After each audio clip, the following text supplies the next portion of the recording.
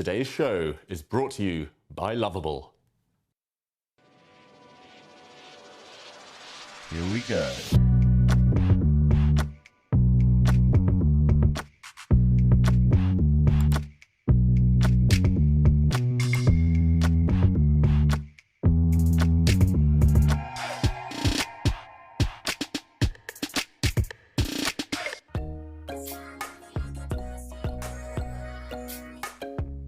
Today's broadcast is going to be something special. We're no longer in Oslo. We're packing up, moving over. We are now in Stockholm, Sweden, and not just Stockholm, guys. We're in the middle of the city in the new headquarters of Lovable, our presenting partner.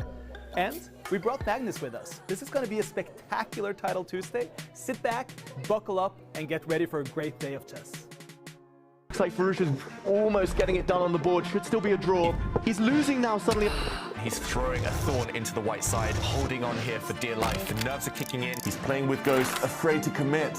Did he lose on time? The clock is his worst enemy right now. Oh, look at this. He's trapped his own king in the corner. The black rook is hit as well. Whoa, is this a blunder?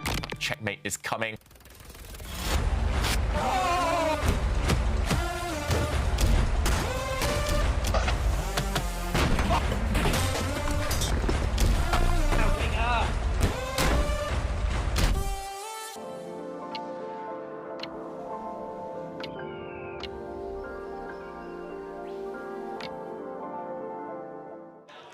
And welcome to what is a different broadcast here from this Title Tuesday. I'm excited, guys, because I'm a bit of a self-proclaimed nerd, and to be among one of the biggest AI growers in the world right now, it's exciting. We're at Lovable Studios here in Stockholm. I'm with Isak Sunderman, I'm with David Howell.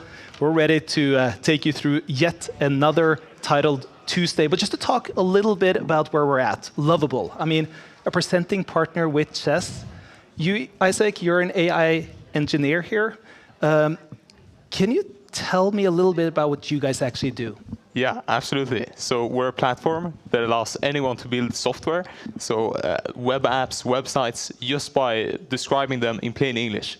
So if you have an idea, an app idea, you can just describe it in plain English, and then Lovable builds it out for you. And we use AI to do that. So it's basically ChatGPT, but for building apps. And it actually works well. I mean, this is not a fantasy concept, is it? Yeah, no, absolutely not. I mean, we have thousands of users. We're one of the fastest growing companies, and it does work. It does work. But sometimes it takes longer to build more complex things. So there is a bit of a learning curve for some of the projects that you build with Lovable. We've also been really thankful because you guys are a main sponsor of Title Tuesday. You've really been collaborating with us at Take. But how's your chess game? It's okay. I don't know much of the theory behind the. Like, I know how to play chess. I play chess online and in real life, but I'm not that deep into the theory. So, it's not great, but it's okay. Maybe. I think he's being modest. Yeah, I believe so too. I was going to ask you, David, what's your take on app development? I mean, I barely know how to turn on a computer, let alone anything else. So Lovable for me is a godsend if I ever do want to create an app. But I mean, first of all, I just want to say how cool it is to be here. Stockholm, very close to my heart. I actually became a Grandmaster in Stockholm 19 years ago. So it's good to be back. And this obviously is going to be a good day for you because you have good memories, right? Exactly. Fond memories. And Tuesday, my favorite day of the week. I have a cool idea. Or actually, we've been trying to figure out how to show the viewers how this Lovable app really works. So we're going to have a bit of a challenge for you guys. We're going to try to have you write in chat the best idea for what app we should make while we are on this Title Tuesday broadcast. So if you can write it in, either if you're watching on YouTube, if you're watching on Twitch, if you're watching anywhere else, we're going to be monitoring all the chats. And what we're going to do is we're going to take the best idea. We're going to give it to Isak. Isak will then have about 45 minutes to create this app that we think is a good idea. But I just got to ask you, what is something that the viewers should know for how you could make the best app? What kind of ideas should they have? Okay, I would say that the idea should be something people can easily understand, and it should be useful. Or, yeah, I think those would be some of the things I would be looking for. Usefulness, I mean, you could also make a fun app. Sometimes they do well on the market. But I would look for apps which are easy to understand. You understand the use case of them. And And I would also look for apps where you don't need any external data. I mean, sometimes when you're building an app, it's based on data that you have to gather yourself. So maybe if you're building an app that tells you where the best or the cheapest McDonald's burgers are at, then you would have to gather that data yourself, and maybe that's hidden, maybe that's not available. Yeah. So if we're building an app, we need to make sure that the data is available to build the app. But there are various data, like APIs, you can gather that data from. So I would say don't feel too constrained when giving these ideas. I will evaluate them as they stream through the chat. So. The nice thing is that we actually have a lot of data when it comes to the Title Tuesday here, David. So what we did is, prior to broadcast today, we decided to build a database with the Lovable app, just to get a bit of a feel, and this is how we can see it. This is from Gameweek 2, last week. We see the amount of players, we see the winners, the score, we see what was the biggest upside Verbitsky when he beat Move Ahead. Yeah, we saw 1,700 games last week. We've filtered them through into how they were decided. Just around 10% draw rate there, just over. Lots of checkmates, resignations, long games. These are just stats that would take us hours to track down. But with Lovable, we've done it in minutes. Actually, that usually takes hours for you to track down. But hey, it means that you may have some time before broadcast as well, David. But we also went into the player profiles here. And let's take a look at Magnus, for example, because he's obviously the one who's been performing the best in this Title Tuesday format. We can see he had a high blitz rating. This is quite obvious. But here's the game week performance. Everything ranging from 9 points to 10.5, or actually to 11, the full score.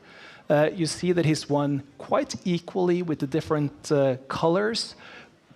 And it's just a lot of good information that comes through, and that you can put together quickly, as opposed to having to search for a long, long time. Exactly. Fascinating for fans, useful to do research on future opponents. Magnus, we saw he never gets checkmated. I think his pride forces him to resign before that. But you see the openings he's played, and your favorite segment here. I love this, because here I was trying to come up with so many theories why he's performing worse in round 7 and round 9 than the others. What's your take on that, David? Oh, it's difficult. Obviously, things get more tricky. The opposition gets tougher the further you go into a tournament. The break is after round 8, so maybe it's just due to the fact that he needs to warm up again after that. Let's take a look at the map and see where players are playing from today, because we're now located in Stockholm, which means that Magnus is also here in Stockholm. We have the 2 youngest players ever, Mani and Protopopescu, who are in France and India, but they are 9 years old. But we also have the oldest player in Brazil, Shemin, 79 actually. Wow, I can only hope that I'm playing chess with so much energy when I'm 79 years old. Fantastic to see these players challenging themselves against the best here at Title Tuesday. But we do know that Magnus is in the house here in Stockholm, and we've given him quite a challenge, because also from Stockholm we have Anna Kramling. She's coming into the studio later. She's known for a famous opening, not the best opening, but we put it on the poll of which opening Magnus has to play today. And I'm sorry, Magnus. I mean, people do not wish well upon you, because the cow opening, David Howell, that is not what you want to play. Exactly. This is a binding contract. Magnus will be forced to play this opening. He's probably going to try and get it out of the way in round 1, when the opposition isn't at its toughest. This opening, the cow doesn't take control of the center, invites the opponent's pawns to push forward. So Magnus is going to play a very provocative, slightly dubious opening. Sorry, Anna. We're going to get Anna in the studio later, just so she can give her analysis of how Magnus played that cow opening, unless he decides to play it against one of the big guns later. But let's see who those big guns may be and who's signing up for the tournament right now and who is coming up. Actually, before that, let's look at the standings for Split 2 so far, because we've only played 2 tournaments, but Magnus was gone in South Africa last week playing the freestyle chess tournament. That gave Sam Sevian a chance to jump ahead in the standings, and hey, that's an early lead. He's looking to maintain that lead from Magnus today. Exactly. The young American Grandmaster doing extremely well last week. We see lots of younger players. Hikaru, of course, has had a busy time lately. We'll talk about that later. But yeah, this scoreboard is very much open now. And it's a sign that everyone should be trying their best to gain those points. Who do you think we should watch out for today, David? Oh, let's jump in. I've named 3 players. I've picked 3 players that we'll be focusing on this week. Of course, Magnus Carlsen. He's literally playing meters away from us today. He's got a 98 overall. That was based on the previous split. He even scored 11 out of 11 one week. Perfection. And he's going to be the favorite here. Moving on. Hikaru Nakamura. He's actually in India playing the Global Chess League right now, but he did lose his game earlier. Maybe he'll be joining Title Tuesday. We're hoping that he jumps in to try and play more chess, try and get a bit of revenge. And last but not least, Sam Sevian, the winner last week, of course. I've given him an 86. That's based on the fact he is super strong, a fantastic Grandmaster, but maybe a bit less consistent than the likes of Hikaru and Magnus. This is going to be fun, guys. Get ready for Titled Tuesday. Wow. What a shocking result here. He beats Hikaru Nakamura. Oh, yeah, he's upset. You can see it. Oh, that's heartbreak. Will we see one? Blunder! Bortnik is absolutely in form right now. But Nepo has blundered. Hans Niemann catching him in a nasty trick. Hans Niemann flexing because he's landed a fork, hitting the queen, hitting the rook. That is game over. The black clock goes red. Suddenly Fabiano head and hands. He knows he's blundered. The black king, the white knight drops even, and there we go. And Fabiano wins with one piece remaining. The bishop, oh my god. Oh, bro. Rook takes pawn. Rook takes pawn, wins the game because there's a knight fork. A little bit too weak, a little bit too slow. And all blunder from Hans Niemann. We do see Rook takes knight now is available due to a pin. It's going to be a lot of fun today, David. I'm looking forward to this. Yeah, it's always fun, Title Tuesday. It always has some twists, some turns, some shock results. And yeah, I'm fascinated to see who rises above the rest this week. I'll tell you guys the format. For those who haven't watched these Title Tuesday broadcasts, for you also, Isaac, what we're playing here is a new format this season in Title Tuesday. It's 5 minutes on the clock for each player. They get 0 incremental time. So for each move they make, they stay with the time they had before. That is different than how it's been in the past, where they have gotten incremental time. That means that time management is extremely important, because if you fall behind on the clock early, David, there's no coming back. Exactly. The clock is a weapon. No matter how hopeless the position might look on the board, you can still try to win on time. And we've seen that on multiple occasions this season. Some ruthless flagging, the players going just for the clock alone. And yeah, the top players, they keep a bit of time in the bank. They play 11 rounds where the top players face each other, the lower ranked players face each other after they have scored wins and losses. You get 10 points if you win this Tuesday. You get 7 points for a second place. It goes all the way down to 8th to 10th place that gets 1 point, which then goes on to create what we call the Champions Chess Tour. That used to be an event by itself. Now it is the actual standings. And those standings lead up to one of the highlights of 2026, which is the EWC, the Esports World Cup. Yeah, and that was such an incredible event in 2025, one of the highlights of the year. Magnus there went on to triumph against Alireza Firouzja, silencing the doubters. It was just fantastic, seeing the esports teams, the arena, the live fans, and that's what they're all playing for again next season. And I also have good news for everyone watching at home. Magnus will be streaming today. He's in the streaming room behind us. Actually, this is Magnus right now getting ready for playing here at the Lovable headquarters in Stockholm. He's already busy chatting. I do believe that's his stream that has started already. Yeah, he's in good spirits. I talked to him just before we started, just before we went live. He seems relaxed despite traveling the world recently.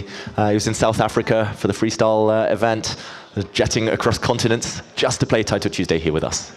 Isaac, I know that your relationship to chess isn't the strongest, but what's your take on Magnus Carlsen? I mean, how does that name resonate in your world?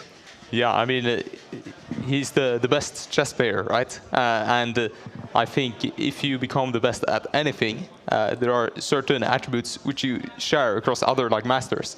And I think it's really interesting to look at people who have reached that top in a given field.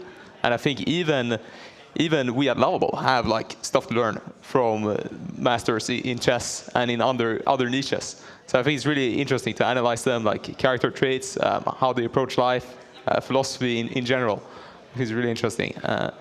It does strike me. There is a synergy between the tech world and chess. I mean, I also find that probably some of the more chess interested people out there are the tech moguls of Silicon Valley and those who's created. I mean, it must be some of the same way of using your mind to create. Yeah, I think so as well. I think. Yeah, I've also heard a lot of people in Silicon Valley play a lot of chess, and a lot of chess people end up building companies. And yeah, I think there is some synergy there. And I think, yeah, I wonder how much it has to do with the actions you take while playing chess, if there are cognitive things which you're developing or already developed that are functional in building companies, or if it's more the philosophy itself of reaching the pinnacle of something.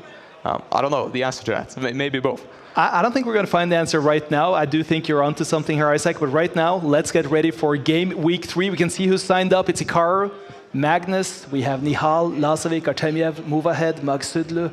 A lot of great players present here, but let's look at the matchups where we have a beginning match of Magnus against Jessel.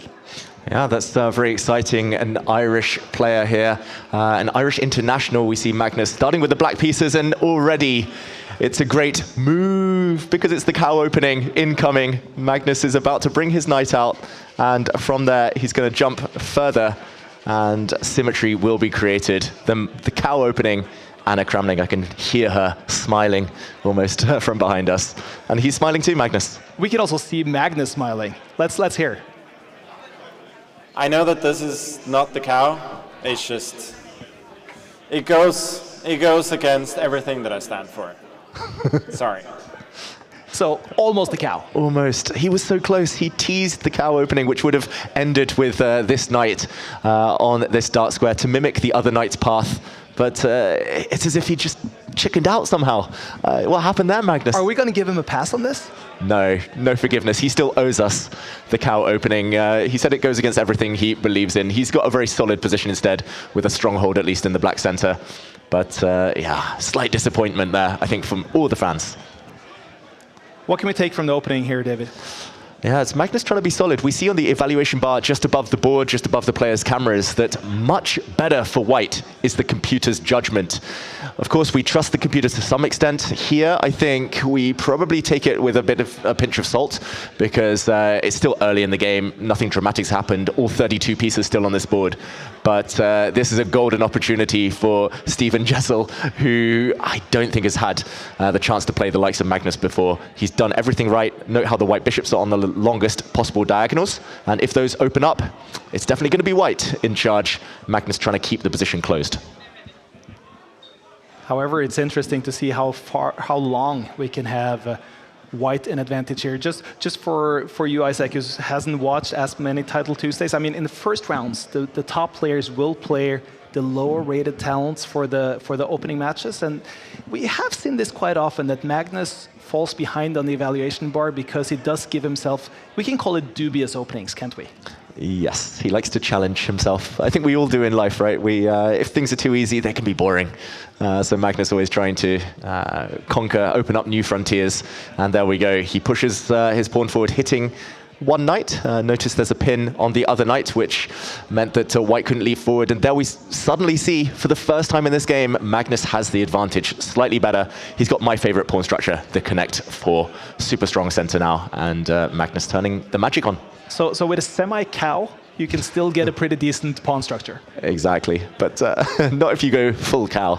And there we see Magnus retreating the queen, but more importantly, he's clamped down, he's got space, and he looks in good shape. We talked about the clock being a weapon. He's 1 full minute up. Remember, no extra time given to the players with this format, 5 minutes plus no increments. It's 1 minute ahead for Magnus, and the Irishman is trying to find some way into this game. Yeah, I'm not sure he's going to find it, though, by retreating his pieces. The white bishop's just gone back to its starting square. And yeah, although he's connected 4 pawns here, they aren't really achieving much because the black king is super safe on the other side of the board. And look at the power of the minor pieces, the bishops, the knights. The coordination is fantastic. There we see pushing forward now on the other side of the board. While we're waiting for the moves here, are you seeing any good app ideas so far, Isaac? Let me... Well, you can look at that later. Yeah, I mean, it was just if you had looked at it at all. Yeah, trust me, we're gonna put it in quite. We're probably gonna feed you too many of those throughout the day here. But we see Magnus 1.5 minutes ahead. Yeah, and the first pieces have been traded off after a long, long time. We've now seen 20 moves, but only one set of trades. That was the dark squared bishops leaving the board. On paper, that should favor white. The pawns are all on dark squares, so parting with the dark squared bishop isn't the worst thing in the world. But Magnus now, he's moving towards the right side of the board, and his pieces are jumping into the white camp. He's even pushing pawns forward near his own king. And he can do that because the white queen is so far away from anything. She's offside, she's not contributing to the battle. And that's a very classy move, taking away a jumping square for the white knight. If you were a lower rated player trying to take on Magnus round 1 of a Title 2 stage, do you think that you have to stay, if not ahead, at least on par on the clock? Or is that given up any chance by falling behind on the clock? Yeah, I would say it reduces your chances by half. I mean, already the chances of winning against Magnus are single digits. But yeah, if you're behind on the clock as well, especially this drastic, 23 moves in, and he's spent the majority of his time already. It's almost hopeless. You need at least a couple of minutes to navigate the complications ahead to get into an end game against Magnus and survive. We see the evaluation bar changing. That's because black now has a very strong move to pin the white knight to its rook. But yeah, I think the clock situation just makes things even worse, amplifies the problems. Magnus now opening up the flank, and look at the white king. So vulnerable, so open on this line. Magnus isn't really going to have to work here. He's just going to have to open up lines, and the attack should play itself. White knights are so poorly placed. It's as if now his opponent is trying to play the cow opening, except those knights can't really jump forward. I mean, it's pretty close. You're only missing a pawn there, and you're onto it. Yeah, just need to get this pawn out of the way, then the white knights can start jumping. Maybe he has to try that. There we go. He's trying to play the cow now with white, Steven Jessel, but a pawn down. The check's coming, the king on a vulnerable line. This does not look great. And Magnus now, this is what the top players do. They invest their time only when they know they've got the advantage and when they know the critical stages are incoming. 45 seconds left, and it's a terrible position also for Jessel. And right now it's looking quite hopeless. It does seem as though we might get a quite comfortable win in round 1 for Magnus. Yeah, it's looking good. He's trading off knights now. He's simplifying the maths equation. He's doubling up his rooks. If he needs to, Magnus can just trade off everything, and he's a full pawn up. But he wants more. He's the greedy guy, Magnus Carlsen, and he wants this pawn as well. Once the rooks disappear, that will be defenseless. The black queen can slide and double down on the attack. The base of the pawn chain is collapsing. White has got some activity. That's the first forward move that Steven Jessel has played since I can remember, since this game began. There is a threat against a pawn, but Magnus just defends it with his king very calmly. He might even offer to trade off those queens. Nope, keeps them on. And he knows that he's got this one in the bank now. 20 seconds for white. It's just not enough. Look how many pieces there are on the board. Check. Will be blocked by a black pawn. There we go. And I wouldn't be shocked to see the first result ticking in. You can see on Magnus, he's not even talking now, just waiting for the inevitable result. Magnus is streaming from right behind us here in the Lovable headquarters in Stockholm. It's less than 5 seconds left. There's not even a move come in, so it seems like that was the end of things for the Irishman, who... Do you get happy or frustrated when you draw Magnus Carlsen in the first round of these tournaments? I think the most successful players against Magnus are actually happy to play him. I haven't seen one smile from the Irishman in that game, probably because the position was tough. But yeah, you have to enjoy playing Magnus in order to have any chance of taking him down. But a huge upset on the cards. Wow, it's massively better here for Bulgak against Arjun Erigaise. Yeah, nice to see Arjun playing first of all, but he might regret entering this event because he's in huge trouble. Simply attacking the knight. A double pin on the black knight there would likely end the game. First, he's going after some pawns, the young candidate master. And once that pawn disappears, black is in an eternal pin. He gets out of it now, but the black king is so bad. This is... well, surely going to be an easy win for white now. He just needs to get the rooks off. You can't underestimate these 12-year-olds, can you? Oh, 12 years old. Not quite the youngest in this tournament, but that is phenomenal. And Arjun, the clock isn't even on his side. That is the downside for him right now. He's down a rook for knight, and he's down a pawn for black.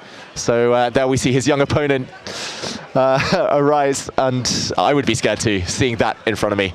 But this is actually, look at the frustration from Arjun here. He is not happy right now. No, it's been a tough time for Arjun. He played in the freestyle tournament in South Africa, jetted off to India, now playing Tino Tuesday. I love the fact he's going for the chess, but watch out, checkmate. He has to defend it. And there we go, the rooks are off the board. That should remove any risk of blunders. And I'm getting Harry Potter vibes, I've got to say. This is magic, this result that's about to tick in. He's so close now to victory. All he needs to do is trade off his rook for the knight, or just force through one of the white pawns to make a new queen, and this is game over. 27 seconds should be enough. We're getting close though. Oh, he's starting to bite his fingernails. He's feeling the nerves, playing one of the world's top 10, the youngster. Can he get the best result of his career so far? Do you think he's too young to really feel as much nerves as he should be feeling right now? Oh, age often helps. Fearless by nature, these youngsters. But when the clocks are ticking down, he's only human. He's got to think, okay, it's not done yet. Arjun keeps surviving. 18 seconds. It's suddenly hanging in the balance. He's getting his king forward. Take the knight, take the knight. Oh, he keeps the knight on the board. Okay, he cannot lose. Even if he runs out of time now, Bulgak cannot lose because black only has a knight. That is not enough material left to deliver checkmate. The black knight is so tricky though, keeps jumping with some checks. But this is good. He's keeping the king and rook far apart. That will not allow any forks, any double attacks. The pawn is moving. Move that king. Push it forward. Arjun is on his last legs here. The clock has turned red though, 8 seconds. Can he do it? He's bringing his king around. The knight jumps. The king kicking in the knight away now. The white pawn so close. Checkmate threatened. A check, a mate, it's coming. A new queen's being born, and there we see it. Arjun Erigaisi resigns. Wow, what a result. And look at the face, look at the cheer with the Mickey Mouse sweater. Oh, wow, he was not mousing around in that game. No messing around. What a win for the 12-year-old. But this is what Title Tuesday is about, getting these amazing upsets. A 12-year-old candidate master who's now beating one of the top players in the world in the first round. And we can see from the face here of Arjun Erigaisi, he wasn't playing around. No. Oh my God. That was crazy.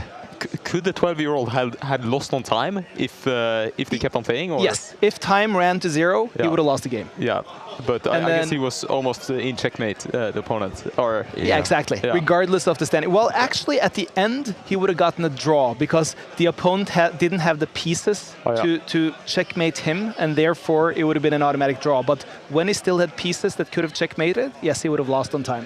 Yeah, and the reason Black resigned, it was one move before checkmate. It was inevitable. Okay. No matter what happened next, a new queen was about to be born. Here we see some new matchups. We see Magnus, who is facing up against Inian. Wow, and already Grandmaster opposition in round 2. Magnus is not playing the cow this time. He's going for an opening that we call the hippopotamus defense. That would be if white pushes a pawn. Now he's doing it, Magnus. He wants to put his bishop and Fianchetto create symmetry on the right, the left, on both halves of the board. Then he'll push the corner pawns forward and create the teeth of a hippopotamus. It's a dangerous opening. You lure the opponent forward and then you pounce. But it's quite crazy. I don't think I've hardly ever seen a 2600 player facing up against Magnus in the second round before. Yeah, he is lower rated in the rapid games and probably on chess.com compared to how it is in the standard FIDE ranking, but still, I mean, he's a 2600 player. Exactly. I mean, he is a very experienced Grandmaster as well. He scored some fantastic results in his career, so this is not going to be easy for Magnus, who decides to break formation. He leans back, stretches. He's playing on the side that his king is, so this is high risk. Don't try it at home. Ladies and gentlemen, the white king is open now, but Magnus going for the kill. Elephant. I don't think people think that elephants are dangerous. Or tiger. Hyena. Magnus, he's been on safari in South Africa, naming all the animals that have chess openings named after them. Saying that the elephant gambit, not dangerous. The hippopotamus, maybe a bit of a killer if you allow it. But the cow isn't the most deadly of the animals. And wow, we see a piece sacrifice by Inian here. That is controversial. Magnus Carlsen is going to have to defend once the bishop is taken. The black knight jumps in, and this pawn is not easy to protect. If the knight lands, it lands with a fork, hitting multiple pieces, hitting the queen, hitting the rook, maybe the bishop as well. That is going to be danger for Magnus, who's just smiling. He doesn't see the evaluation bar, of course. He doesn't know that black is much better. And I love the response from Magnus here. It's like he's sitting back, laughing, enjoying this, and yeah, he looks happy. But Maybe we can bluff our way out of here. What do you think? Is bluffing possible here, David? Sverre, you're the poker player. You tell me, is that the face of someone who's confident in their bluff? That looks like someone I would run away. I would lay down my hand and go far away right now, but I don't think Magnus has a choice. He has to face him. Yeah, no folding in chess, or at least you don't want to resign too early. And the reason that this is better for black is because once the black knight lands in, attacking the white queen and attacking the rook, at the very minimum you'll get a rook back for a knight, and when the dust settles, black will have a rook and 2 pawns in return for 2 minor pieces, a knight and bishop. That's a 1-point advantage, at least in mathematical terms. That's what the computer will see. But of course, still plenty left on the board. But he still achieved something here, Magnus. He achieved more than a minute time advantage with that situation because Inian is not secure, it seems. He's still evaluating this. Exactly. It's a chaotic position. This is a very weird pawn configuration. I'll just draw some colors on the board. This center is very rarely seen. There we see a white pawn capture. And I think it's just because you can't rely on pattern recognition now. It's so new, fresh, this type of position. Magnus loves that. We talked about the challenge that he likes to present himself, but Inian will find it difficult to navigate. There we see the clock being burnt. He spent now around half of his start time just to get here now at move 17. Of course, the biggest questions lie ahead. By the way, for those who just turned on the stream, we are also here with Isaac Sandelman, who is with Lovable.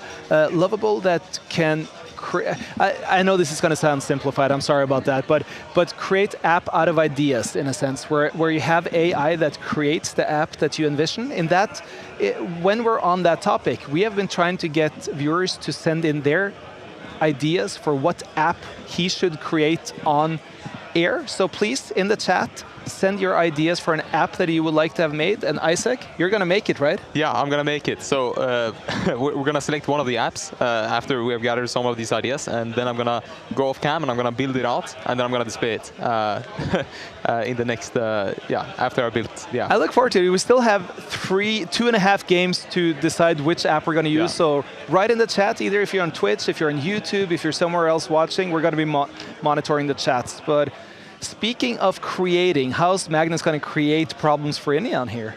It's tough. He's actually up a full piece, Magnus Carlsen, but his position is so bad that the bar has turned fully black. Black has a winning advantage now due to the power, mainly, of this pony. This is not just a knight, it's not just a horse, it's a stallion right now, controlling most of the board. White, though, it's mainly about the queen and rook.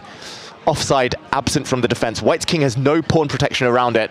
Magnus wiping his eyes there, trying to perk up, because in the near future, watch out for the black queen to swing in somewhere on this diagonal. Some squares are covered for now, but that is the danger. Magnus, if he takes back with the knight, we'll see black's pawns start motoring forward, kicking pieces out the way as they march.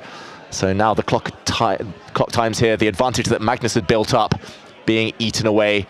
I'm seeing that some of our chat asking for modeled games for every openings.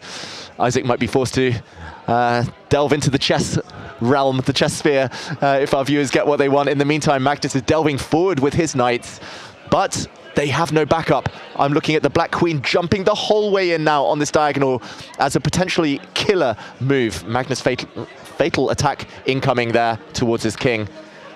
Sverre, I don't see him defending this. I think this is a golden opportunity. If this move is played, Magnus would be in huge trouble. Move. Okay, still a good move. There are no bad moves in such a good position here for Inian. That is sneaky. He's threatening to take this knight and then jump his queen into one of the squares on the dark square diagonal. And Magnus improving his queen. There are knight checks as well that look super scary. That is a very strong move. Magnus will be forced to step back. And now the black queen has to jump in. This is looking deadly now. Is there some kind of trickery here? I mean, 116, is it still complex enough that time is an issue? Yes, but if the next 2-3 moves, Magnus can't find a trick and can't find some way to just survive, then this could be over before he knows it. Inian on the brink of a huge upset. Magnus needs magic here and now. I think it's a small window of opportunity. If he can survive and the opponent goes down past the 1 minute mark, then game on. But that's why Magnus is slowing down. He knows he needs something. I'm trying to weigh up what might be the most practical. Trying to bring his rook in is what he wants, but that would walk into a nasty knight check, and the rook would be lost. He's struggling. I don't see it either. Magnus can barely move, barely survive. He pushes a pawn, but that pawn can simply be captured. There are knight checks now in the air. He's lost here, Magnus Carlsen. That is a deadly check, and look at what's about to happen. The black knight jumps back. That's a fork, hitting the king, hitting the queen. The bishop can't take, it is pinned. The knight takes, and there the bishop jumps in. The white queen is lost. Magnus is down, a queen for 2 knights. But more importantly, it is the king that's about to die, and Magnus is about to resign. There we go, the big shock has happened here in round 2. Wow. Inian. I mean, yes, he's a great player. He's a GM. He's a 2,600 FIDE rated player, but still, we would not see this coming. Do you know who I blame? Tell me. Anna Kramling. She tempted Magnus with the cow opening. He went kind of semi-cow opening round 1. He went the hippopotamus opening round 2, but these openings, they have a dubious reputation, and against strong grandmasters, there's a risk of punishment. Once Magnus Carlsen actually gets punished for his exploitiveness with different openings, we can see that Inian is just simply too good of a player to get away with that, and that means we have a Magnus Carlsen with 1 out of 2. How hard is it to come back from that? Oh, it's going to be tough. Magnus is going to have to go on a massive winning streak now. Traditionally, in Title Tuesday, the winning score is around 9.5 to 10. That's the average that you need in order to win one of these tournaments. So Magnus might have to win the rest of his games, or at least go close to perfection in order to catch up with the leading pack now. And the tiebreaker will now never be good enough, right? Exactly. He will have, or at least by the end of this tournament, he will have fought against opponents far lower rated. So Magnus's tiebreak is in tatters. In the meantime, another top player, Nihal Sarin, one of the highest rated players on chess.com, in trouble. He is playing against Krogh here, and the international master has only 12 seconds left on the clock. Is that enough? Oh, 12 seconds, probably not enough, especially while the queens remain on the board. That means that White's king might face some nasty checks. We see that the bar went fully white there. That's because the black king was suddenly open. Really shocked Nihal Sarin allowed this, but 8 seconds for Krogh shouldn't be enough. The black queen and knight form a barrier here, creating a bit of a fortress. The black king is eating pawns as it marches forward. 5 seconds, 4 seconds, 3, 2, 1.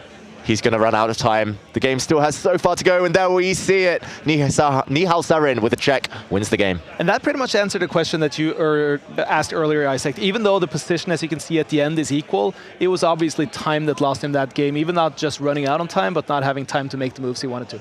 Yeah. Definitely. It's going to be like you with the app later. Time crunch. How is that? 45 minutes to create an app. Is that even possible?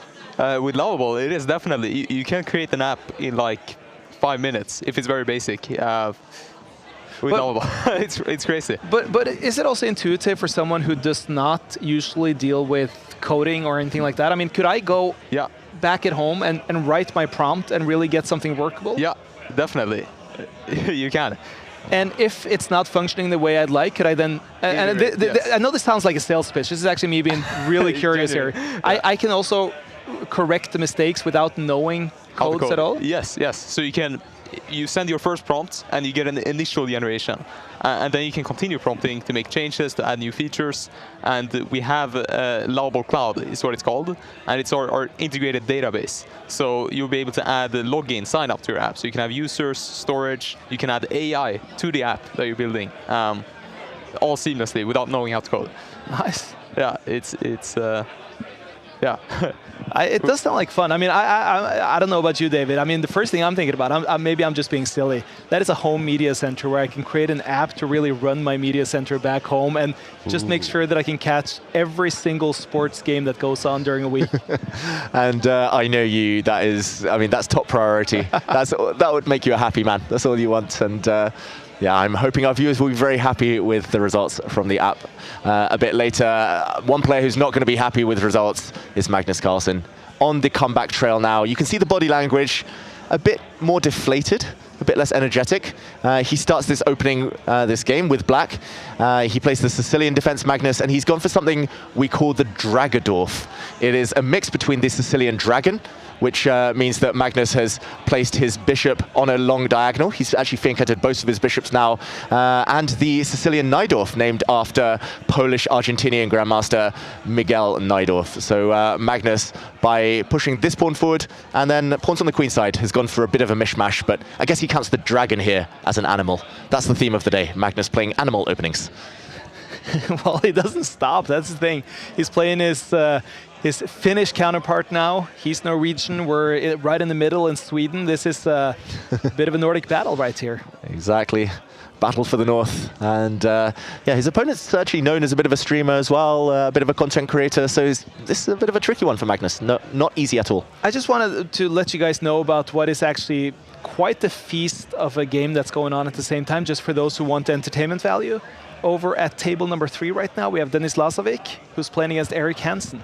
That's quite a fun match number 3 setup. Exactly. Nice to see Chessbra, Eric Hansen, the man with the most Nordic name ever, on board 3 against Denis Lazovic. And yeah, we'll follow that game potentially a bit later. We'll check in and update everyone on the results on the top boards, of course. But this is big here in Stockholm as Magnus tries to strike back. His position's apparently slightly better here. I don't like what White has done with his bishop. This looks like a very blocked-in piece, especially the rook staring at its own pieces, looking very awkward. Now there's an attack against the Black Knight, but the White Queen is also vulnerable on this diagonal, so it feels like Magnus is doing quite well. But early days here, of course, in this game. But Kartinen is laughing. He's streaming as well. You see him talking to his audience. I know he creates YouTube videos. Let's listen in. Ooh. Just when he decided to be silent. Just as we jump in, he finishes his sentence.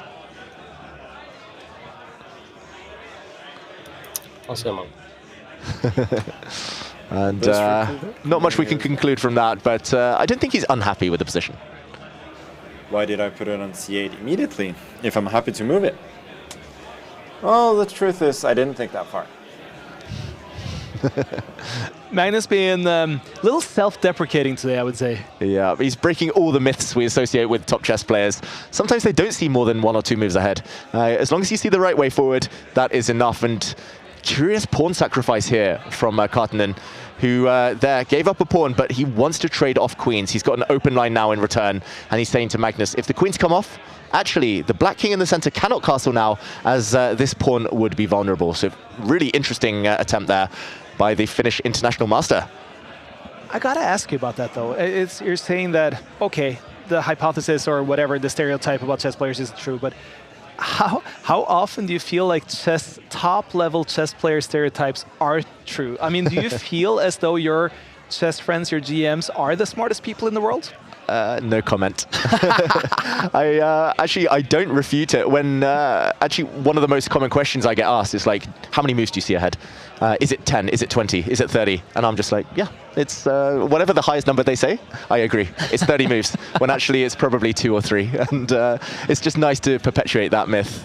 But it is a sense of a lay of the land. You know where, I mean, you may see 3, 4, 5 moves ahead, but you know where you are 3, 4, 5 moves ahead, and based on that lay of the land, you know kind of where you are 3, 4, 5 moves ahead of that. Is that a correct way to think about it? Exactly, and I think from the patterns we recognize, from the experience we garner over so many years, we kind of filter out very, very quickly what are logical moves, what moves we're not scared of. So in the critical variations, normally there's just 1 or 2 lines. For example, here, Kartinen, Magnus is trying to calculate what happens if he pushes his pawn forward.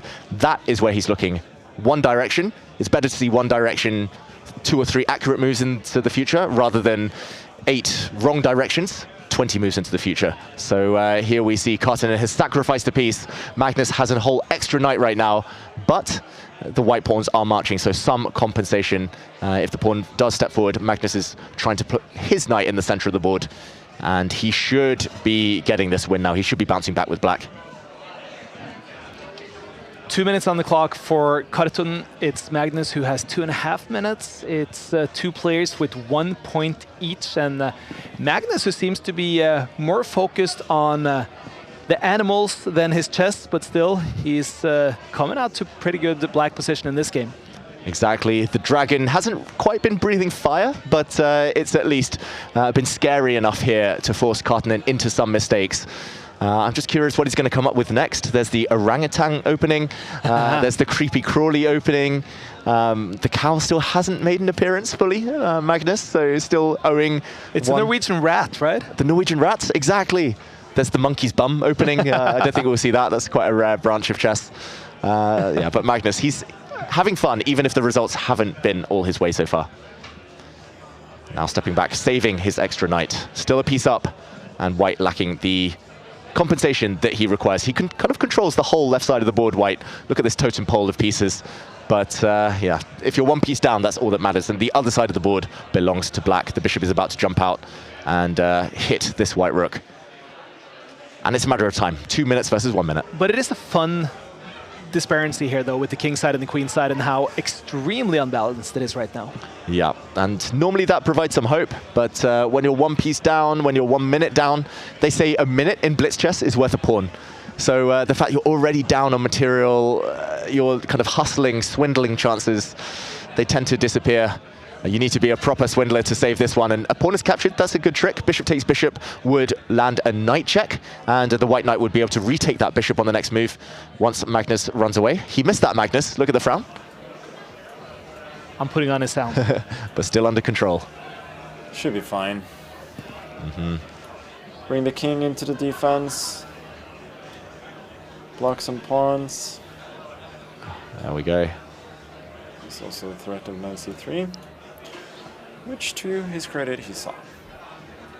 Yeah. But I like what you said. It's got to be a swindle, and Karttunen knows he's an experienced guy. He goes straight for the swindle, and Magnus kind of fell for it. He just realized that, whoa, wow, didn't see that, but it's still good. Exactly. And again, that's what the top players do. Everyone is human. Everyone misses things. But it's about keeping things enough under control to get the job done. And there we see Magnus wins. He was a knight up, and Karttunen's pawns were about to start dropping. Game over. And now let's move into the feast of the game. This is Erik Hansen against Dennis Lazovic. We know that bedroom better than most that Dennis Lazovic is playing, but we also know Erik Hansen's streaming room quite well after the years. Exactly. Out there in Toronto, Erik Hansen, that is the famous chess bra house. And Dennis Lazovic, can he add another medal to his collection?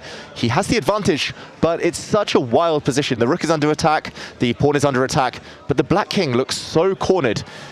Any check is just game over. So Dennis Lazovic has to make sure he doesn't let one through the back, doesn't allow a sudden attack from the white rooks. And we see the eval bar swinging. Is it that complicated right now? Yeah, wild position. But that does mean that Dennis Lazovic is a favorite because of the clock. Erik, he's a bit older now than he used to be. He used to be a speed demon. And the clock, he has mentioned in the past when he visited Oslo for Title Tuesday, that time is his biggest enemy. But I was watching his stream yesterday or 2 days ago where he was playing bullet after bullet after bullet in the tournament, and it did seem like he was doing quite well against a lot of the top players in bullet. Yeah, maybe better to start the game with 1 minute. Here, I think it's not about having 14 seconds. He's still capable of playing great moves with a few seconds left, but it's just the fact that he's down so much time. We see the queens traded off. If we do a quick count, Dennis Lazovic has one extra pawn. And it doesn't sound like much, but at this level, it should be decisive. And Erik running out of time, 5 seconds. Clock going even redder than before. Rook endgame, rooks being traded. Dennis keeps them on, 2 seconds now. 1 second for Erik, it's not enough. There's too many pieces. He leans back in devastation. He lets his clock run out. Game over. Frustration there for Erik Hansen. And this is simply a matter of taking too long when it gets complicated. I mean, it is also about staying in chess shape, isn't it? For those situations, like when it comes down to the wire, you have to be in chess shape to be able to make quick decisions. Exactly, and that's why I want an app about budgeting, how to budget for life, because Erik Hansen didn't budget his time well enough in that game. Any good ideas so far, Isaac? Yeah, I have a couple that I think are notable. So I think let me read some of this. So. I think chess opening recommender based on a player's rating and playing style. sounds interesting, and I think that might be possible to build. I saw another one, build a simple web app called Favorite Chess Games. The app allows users to save and organize their favorite chess games. I think that could also be possible, maybe a bit harder, because then you need to save more data, but also possible. We have this one, a chess boxing app, where you play in between your chess games. You play like an old school arcade boxing game. A bit silly, but you know, could be possible. Thing with some of these games is that you need assets. You need like images of, I guess, the boxers in the arcade game boxing against each other. So it could be a struggle to get that in 45 minutes, but it might be possible. Last chance, guys. It's only one more game before we're going to decide which app that Isaac is going to go out and create for which is pretty much the best idea that you come with. Write your idea for an app that he's going to create in 45 minutes in the chat while we're moving on to Bortnik and Nihal. Okay, and we jump in at a very early stage. For those who are big fans of Alexander Bortnik, you know his favorite opening is the Jabava London system, which means pushing the d-pawn, bringing your knight out, and then pretty much without fail, bringing your bishop out to this f4 square. That's the London system. There's a twist with the white knight that's just been traded off coming out, but he and Daniel Naroditsky, good friends. They were huge supporters of this opening. They played it game in, game out, got so much success. Nihal Sarin with black has gone for one of the most solid systems, planting his bishop on a light square, trying to trade off the white counterpart here, and installing a pawn in the center. White has doubled pawns, so at some point I'm expecting to see one of them step forward to trade off. You don't want doubled pawns for the rest of this game. Early days, but a very solid start for both sides. I guess Nihal Sarin is one of the players who really want to qualify for the EWC. He got to play it last year. He managed to qualify into the Esports World Cup. He said it was a great experience. He hated his results that didn't go as he was hoping, but he is a player that is so much better in these faster formats. Exactly. I love Nihal. He's just one of the nicest players you'll ever meet. I've been on a team before with him in the Spanish league, and every team dinner, every evening, he would just sit there on his phone playing bullet chess for hours on end. And he would be like, sorry, please don't talk to me, I'm playing bullet. And he loves speed chess more than anyone I've ever met. Of course, super strong grandmaster in classical. He's really leveled up over the last couple of years, but he is world class when the clocks are low. Instincts, so sharp. He's played, I think, hundreds of thousands of games online at this point, just in Blitz alone. And big threat from Nihal Sarin. He wants to land a fork with his knight. That's an undefended pawn. Watch out, Bortnik on the defensive. Just wanted to let you guys know as well, with Magnus, who we've been following for his first 3 games, he's now playing against Menua Hakobian. And Magnus has the white pieces in that game. Yeah, Magnus really needs to put that streak together. He's won 1 game in a row. It probably needs to be at least 7 or 8 to have any impact on this tournament. Nihal Sarin looking away while Bortnik starts to think. Both of these players are known as bullet fiends as well. So if the clocks tick down to 1 minute each, they're still super strong. So accurate. They rarely blunder. That's, I think, the main trait between these two.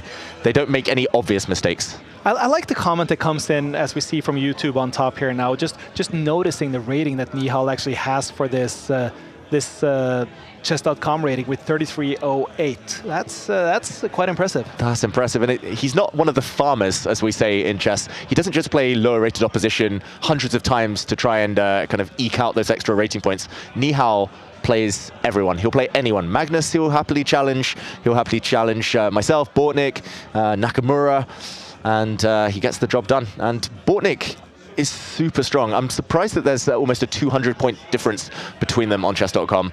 I think maybe Bortnik streams a bit more fluctuation. So Nihal, Mr. Consistent, should be a small favorite, although the position might say otherwise here. How's your speed game these days, David? Rusty. Super rusty. Back in the day, I could hang with these two. I actually had a very good score against Nihal back in Lee Chess in the old days. But yeah, my time has passed. I leave it to the young kids to do the mouse skills these days. Has it though, or can we convince you to start working a little bit on your speed game and your classical game? I mean, hey, maybe represent Norway at some point. Oh, no comment. I have been asked. I have been approached. I should not make those comments on air, right?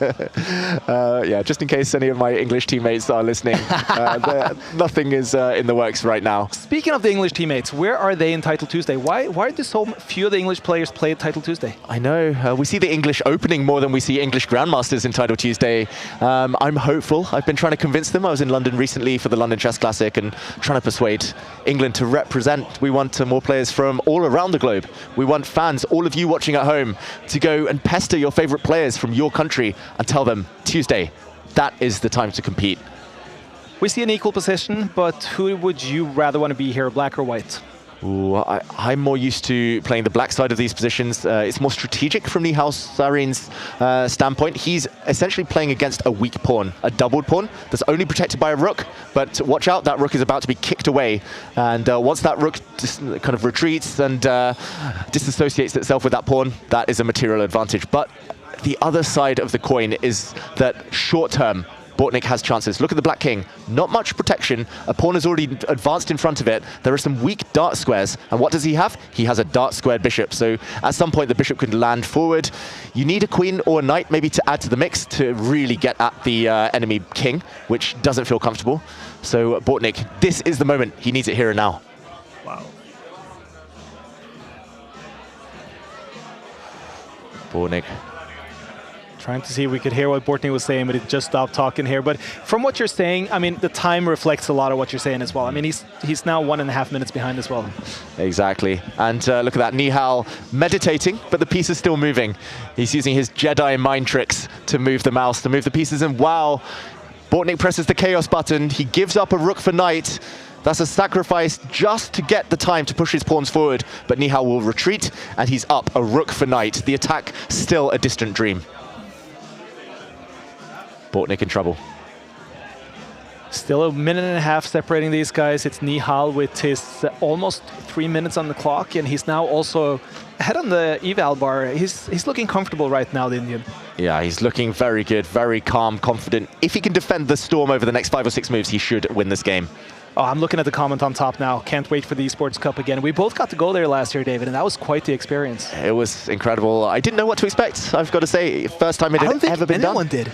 Exactly, and maybe that was why it was such a big kind of success. It was so refreshing, the Esports World Cup, to see the players cheered on in a live arena. The players all really bought into it. Howell Sarin was making some lovely comments about how this was the opportunity of a lifetime. He won more cash in 1 week than the rest of his career. And yeah, it was just a feast of chess. And we'll see most likely at least one of these two back there, if they can continue their speed prowess in Title Tuesday this split and next. They're on course for qualification if they can keep racking up those points. But here we see Bortnik. It's the last roll of the dice. He's going for the Black King. Look at how close the White Queen is. Dangerous, but needs backup. Howell therefore blocks that side of the board. On the other flank, it's been pure dominance, and watch out, Howell is threatening not just the White Knight, but also a Queen trade. A check would force the Queen off the board, and that would spell the end of the attacking chances. Bortnik needs a stroke of brilliance here. He needs some luck. He needs a blunder from Howell Sarin to save this game.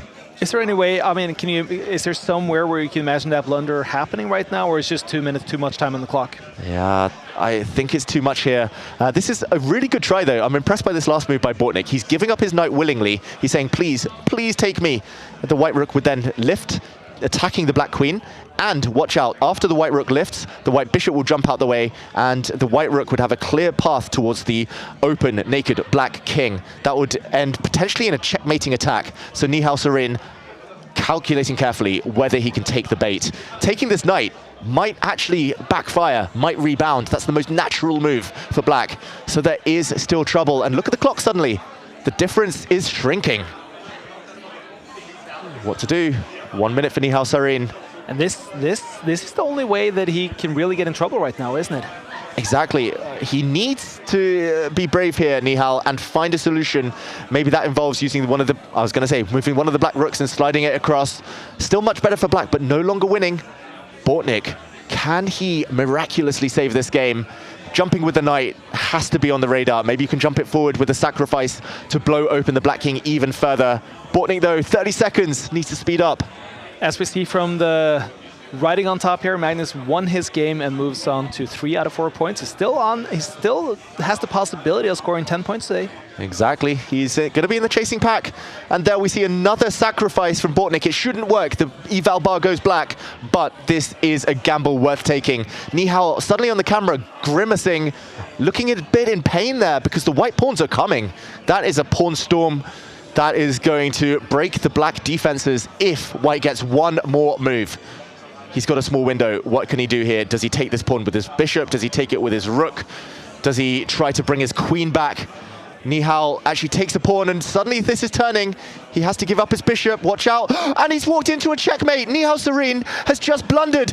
Bortnik with a checkmate. Turns it around. And look at the reaction from Bortnik. He points to the camera. That is such an in-your-face as well when he does that. But look at Howell. He's devastated right now. That was one of the biggest turnarounds I've seen in ages here on Title Tuesday. Bortnik looked done. He looked toast. 20 seconds left. But that is what happens when you attack the opponent's king fearlessly. Sometimes you get given those golden opportunities. What a finish there. Still have a few games left. Let's just take the remainder that is still being played here. We just have a win by Shimonov against Artemiev.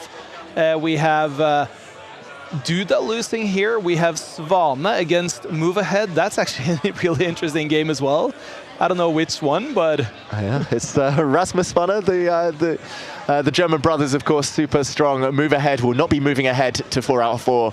It looks like he is about to lose his game. There we see the result confirmed. A lot of white wins at the top, but then, wow, all decisive results on the top 20 boards here. It was a bloodthirsty round in round 4. Bloodthirsty round in break 4, but it was also blood that was let down by Magnus Carlsen in round 2. He took an unexpected loss. Let's look at the action replay by Lovable.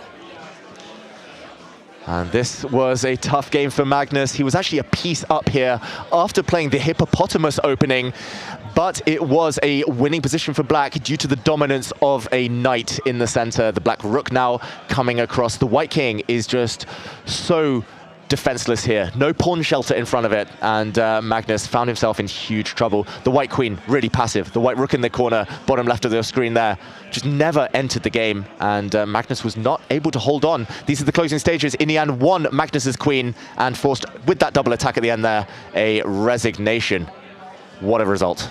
Amazing win by Inian, and that was today's action replay by our great partner, Lovable.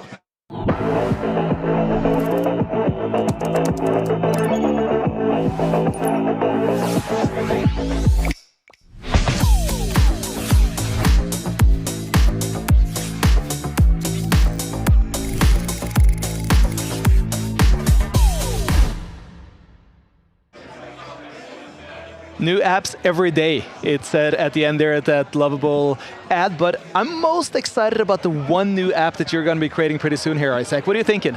Yes, okay, so I think it's between two alternatives that are found in the chat, which I think are cool and also possible to build, or I think they're going to be possible to build. So one of them is like an app for teaching kids how to play chess. So it was recommended, let me see if I can find who recommended it.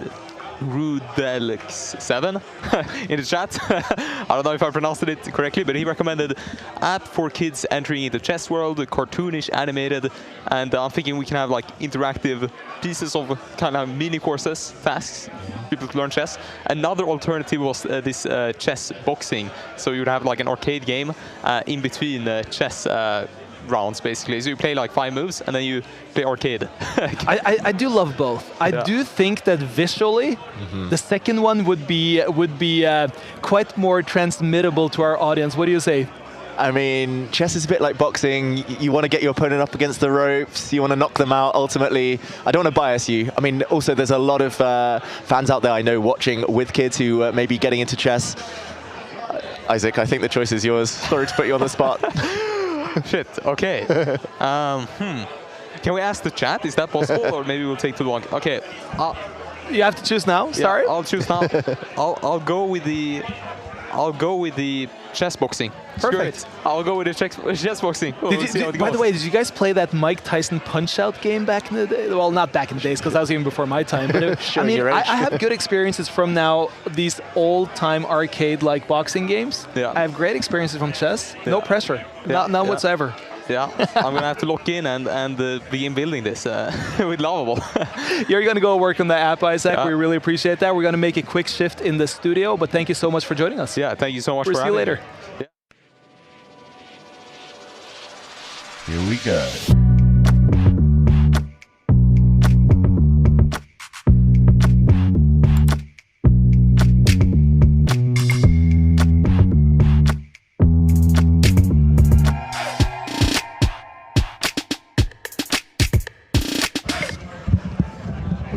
Welcome back. We're getting a quick change in the studio. Right now, we're joined by Anna Kramling, who, I don't know if you're popular right now or not, but Magnus has gotten in trouble over playing cow opening today. I know, this is crazy. I was watching game 1, but he didn't fully play it. Can I say that? He's still missing one knight. Exactly, but what he ended up doing was going on an animal spree, which led him to lose the next game on a hippopotamus. Oh, that's what he did. He played the hippo. But that's what I'm saying. The cow is superior to the hippo. Why would he play the hippo after he won with the almost cow? He should just have gone for it again. Listen, this is the debate we're going to continue. First, I got to introduce also Virtual. You're also a top gaming streamer from Trackmania. But I actually think right now I want to introduce you as the envy of the chess world, because most importantly in this setting, you are Anna Kramling's boyfriend. Yeah, no, I'm living the dream life, you could say. But yeah, also playing a lot of Trackmania and enjoying chess, watching chess. Quickly, I got to ask you, because you got your introduction to chess when also you got to know Anna when she was your coach training for the PogChamps. So how's your chess going right now? Well, it's gotten better, to be fair. I just played a creator tournament called PogChamps, where a bunch of creators that don't typically play chess compete to see who's doing good. And I got to the champion bracket of the tournament, but I lost to Andrea Botas. Okay. So I thought, I've gone my distance now. I can't get further than that, so yeah. That was your answer, Anna? What's your answer? How's his chess getting? He's improving a lot. I mean, he loves chess. He plays more chess than I do nowadays. It's actually crazy. So I'm very impressed, but I want to make him even better. Good. Have you guys gotten to catch up on the first 4 rounds today? Not fully. We saw that Magnus lost in the second round, and then did he win both of the games after? Yes, he did. So he's 3 out of 4. Okay. We have a lot of other top players who's up in the top bracket here. David, it's leading up to be quite the exciting next 4 games of play. Exactly. We've seen some big upsets. Magnus losing. Hikaru lost actually in round 4. So he's dropped off this leaderboard. We see the top 20 players. It feels like a wide open week. But we talked about one player who's now ahead in the total standings on this split number 2. Because he took the chance when you were in South Africa, while I was in South Africa and Magnus was. Sam Sevian went ahead and won the last tournament. That means that he's now leading this split 2, and he really has a chance to pull ahead of the field. Yeah, this is a golden opportunity for Sevian, who we see at the top of the standings. Some other big names include Nodibek Abdusattorov, Alexander Grishog, Bortnik, we saw with that huge turnaround, still on 100%. Yeah, 15 players, perfect so far. Svalne, who just had an upset win against, was it Move Ahead? Yeah. Wow. Big results. Yeah, Casina Move Ahead has been, creating headlines lately. Still love his name. It's incredible. I mean, there are some sport athletes that just have the best names for their respective sport. He is certainly one of them. Very cool to follow. Right now we're moving over to Bortnik. Bortnik, by the way, had a very turnaround win in his last game here, and now playing against Abdusattorov. And we see Bortnik start with the same opening that he did against Nihal Sarin. If it ain't broke, don't fix it. He plays the Jabava London system. The White Knight did kind of leap forward, had to go back. No cow opening, unfortunately, here. But this is very interesting stuff. He's pushed his H-pawn forward, which makes me think he might be hinting towards a later attack against the Black King on this side. Watch out, there was a queen trap as well. Queen takes pawn would have allowed the White Knight to go to the edge of the board, and there would have been no way home for that queen. Wow. Very famous trick there. So, yeah, and lots of openings. This pawn is offered up as bait, the poison pawn. But here, not captured by Nodibek, who's going to first bring his bishop out most likely and cover that square to try and threaten. There we go. Now queen takes pawn would be possible, attacking the White Knight. And Bortnik shaking his head, smiling. Looks like he's in a good mood, at least. Stop at bishop d7. How is he? I Does just he have to defend added. the pawn now? I just added like Yeah. when I recorded that I checked this line, knight e5 and bishop rook h3, or even rook h3 right now is possible too. And the point is a e4 move and trapping queen on b2. That's a new in the course. And I mean, this is quite far into the game. Is this still theory for Bortnik? Because I know him and Dania did a lot of stuff with Lovable London, right? Exactly. This course that he was talking about, I believe it was kind of, I think they've produced some stuff and posted that in the past, but I believe there's a new course coming out that Bortnik and Dania were working on, kind of half finished, and he's kind of taken it on himself to finish the course and make the Lovable London system into a real weapon. And yeah, he's talking about bring the knight forward, bring the rook forward. He's going for the opponent's king, and Dania would have been proud. This is a very attacking chess. They're also such opposites when they're playing here, Bortnik and Abdusatorov. We have Bortnik doing the laid-back streaming. I mean, the guy is almost lying back while playing 5 without increments, and you have Abdusatorov who's always ahead in his seat, always looking forward, always in game mode. Absolutely. But I mean, Bortnik is so used to streaming so much. He's always playing these blitz games, bullet games. This is just a regular Tuesday for him, playing like this. How's that for you, Anna? Do you play better or worse chess when you're streaming? I think I play worse. I want to believe I play better, but then sometimes I play without streaming and I'm like, wow, I actually see pretty far ahead. I'm actually not so bad. So I think, unfortunately, I do worse, of course, chatting and all this, but at the same time, sometimes when you're chatting, you have to, you kind of get a flow, you know? So I think when you have the flow, maybe you play a bit better, but in general, worse, yeah. Okay, so now Abdusatorov is retreating a lot. Are we still going to see Bortnik creating an attack? Is that possible? No, because he just castled, right? So he's kind of stopped on those ideas? Yeah, at least with the rook. Now it's harder for white's rook to get in, but the queen will come forward at some point, maybe slide across, and it does feel like, wow, full retreat mode. Wow. He wants to play freestyle chess. He wants to put his bishop back, move his king, move his knight back, and set the pieces up. Suddenly, the centralization for white looks beautiful. This was the idea, though, from Nodebek. He wants to trade off the kind of leader of the white attack, leader of the army in the center. I'm expecting now a pawn trade, forcing the knights off the board. Otherwise, black would have a double attack on this square. It does look nice, though, visually, at least for white. Feels like exactly what he wants against, intense Abdusatorov, as he's called. Nodebek does love staring the opponents down, so maybe playing online chess kind of removes that big weapon of his. That is true. I have played against him, and even I felt stared down. And it's not like I'm an opponent that he's very afraid of. He was trying to melt you with the stare. The stare down. He always does that. Okay, so he takes the knight. And now the question is, do you take with the pawn or with the bishop? Ooh, shall we have a quick vote? I think he's going to take with the pawn. Anna, virtual. I mean, my intuition would tell me to take with the bishop, but that is, of course, a very much lower level than these guys play at. So why is it better to take with the pawn? Yeah, I just had a feeling he wanted to attack. Like a pawn on e5 is well known as kind of cutting the board in half. But yeah, I mean, there's no concrete reason. It's just a kind of vibe. And it is a vibe, and it's just now the knight can't retreat to f6, so now you've eliminated one of black's defenders, and it's going to be really hard to get back to f6 unless you play something like f6, but then you're weakening a lot your king, and otherwise you need to start attacking that e5 pawn, but it's quite easy to defend as well. So I agree that it's a vibes idea. It just feels good to have a pawn on e5 preventing the knight from coming back. Yeah, exactly. Sometimes that's just how it goes, especially in blitz, right? You just have to play a move that feels right, and then hope that later on it's important somehow that black's pieces can't come back towards the king side. The black queen can't jump over its own pieces to come and defend.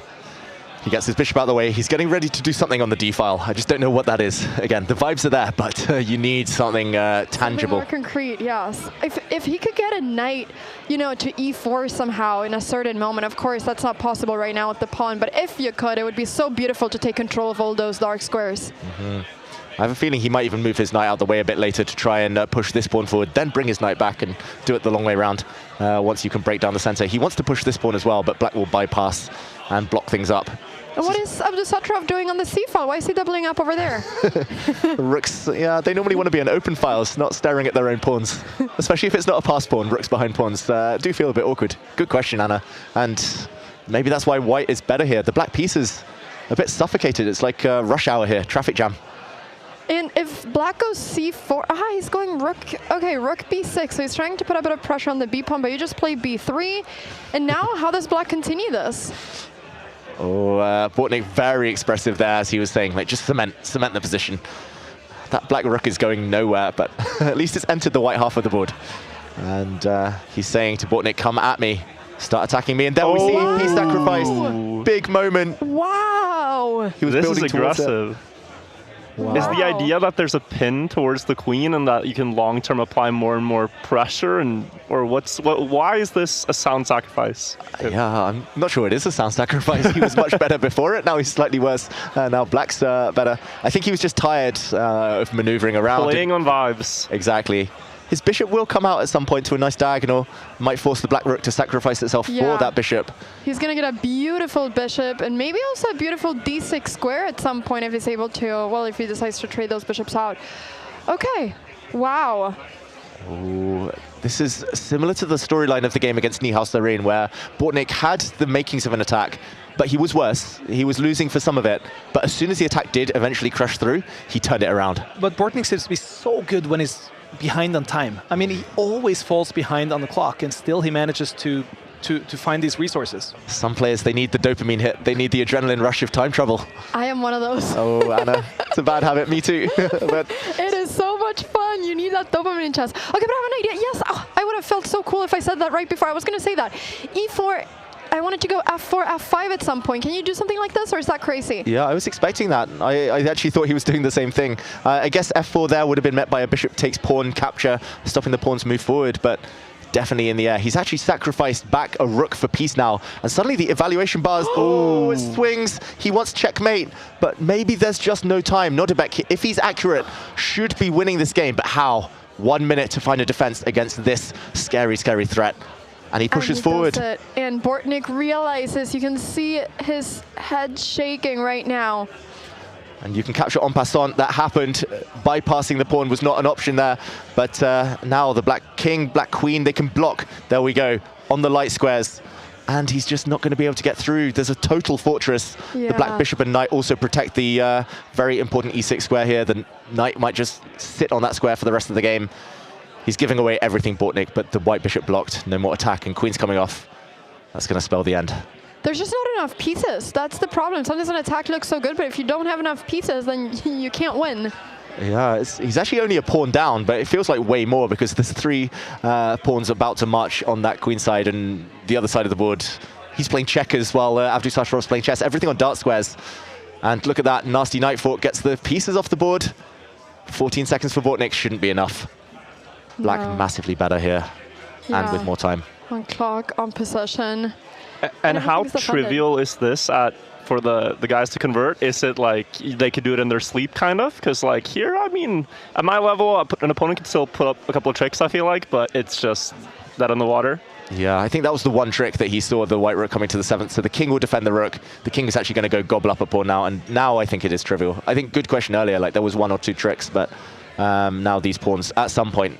Very instructive that he's keeping his pawns kind of far back where they can be protected. Only when he's ready does he start pushing. And Nordebek's going to get the job done. 3 seconds for Bortnik. The clock is looking very red. You can make all the moves in the world here and not get the job done, Nick, although there was a blunder of the b-pawn. Wow. Wow, pre-move though. It's, it's a race against time, and 1 second, not going to be enough. How is he surviving this far though? But finally a black queen appears, and it's going to be game over. Bortnik runs out of time. Nordebek takes it with a nod of his head. That means that Nordebek of the Satarov is still undefeated here with his 5 points. He's looking good, but let's look at some of the other results here. We have Lasovic beating Tabatabai. That's a good win. Grishuk, Sevian. Sevian keeps winning as well. Yeah, 5 very active grandmasters. Grishuk is like the last battalion, the last member of the old guard at the top of the table there. It's fascinating to see how he gets on this tournament. But yeah, some of the usual suspects, some blitz experts, specialists up the top of the standings.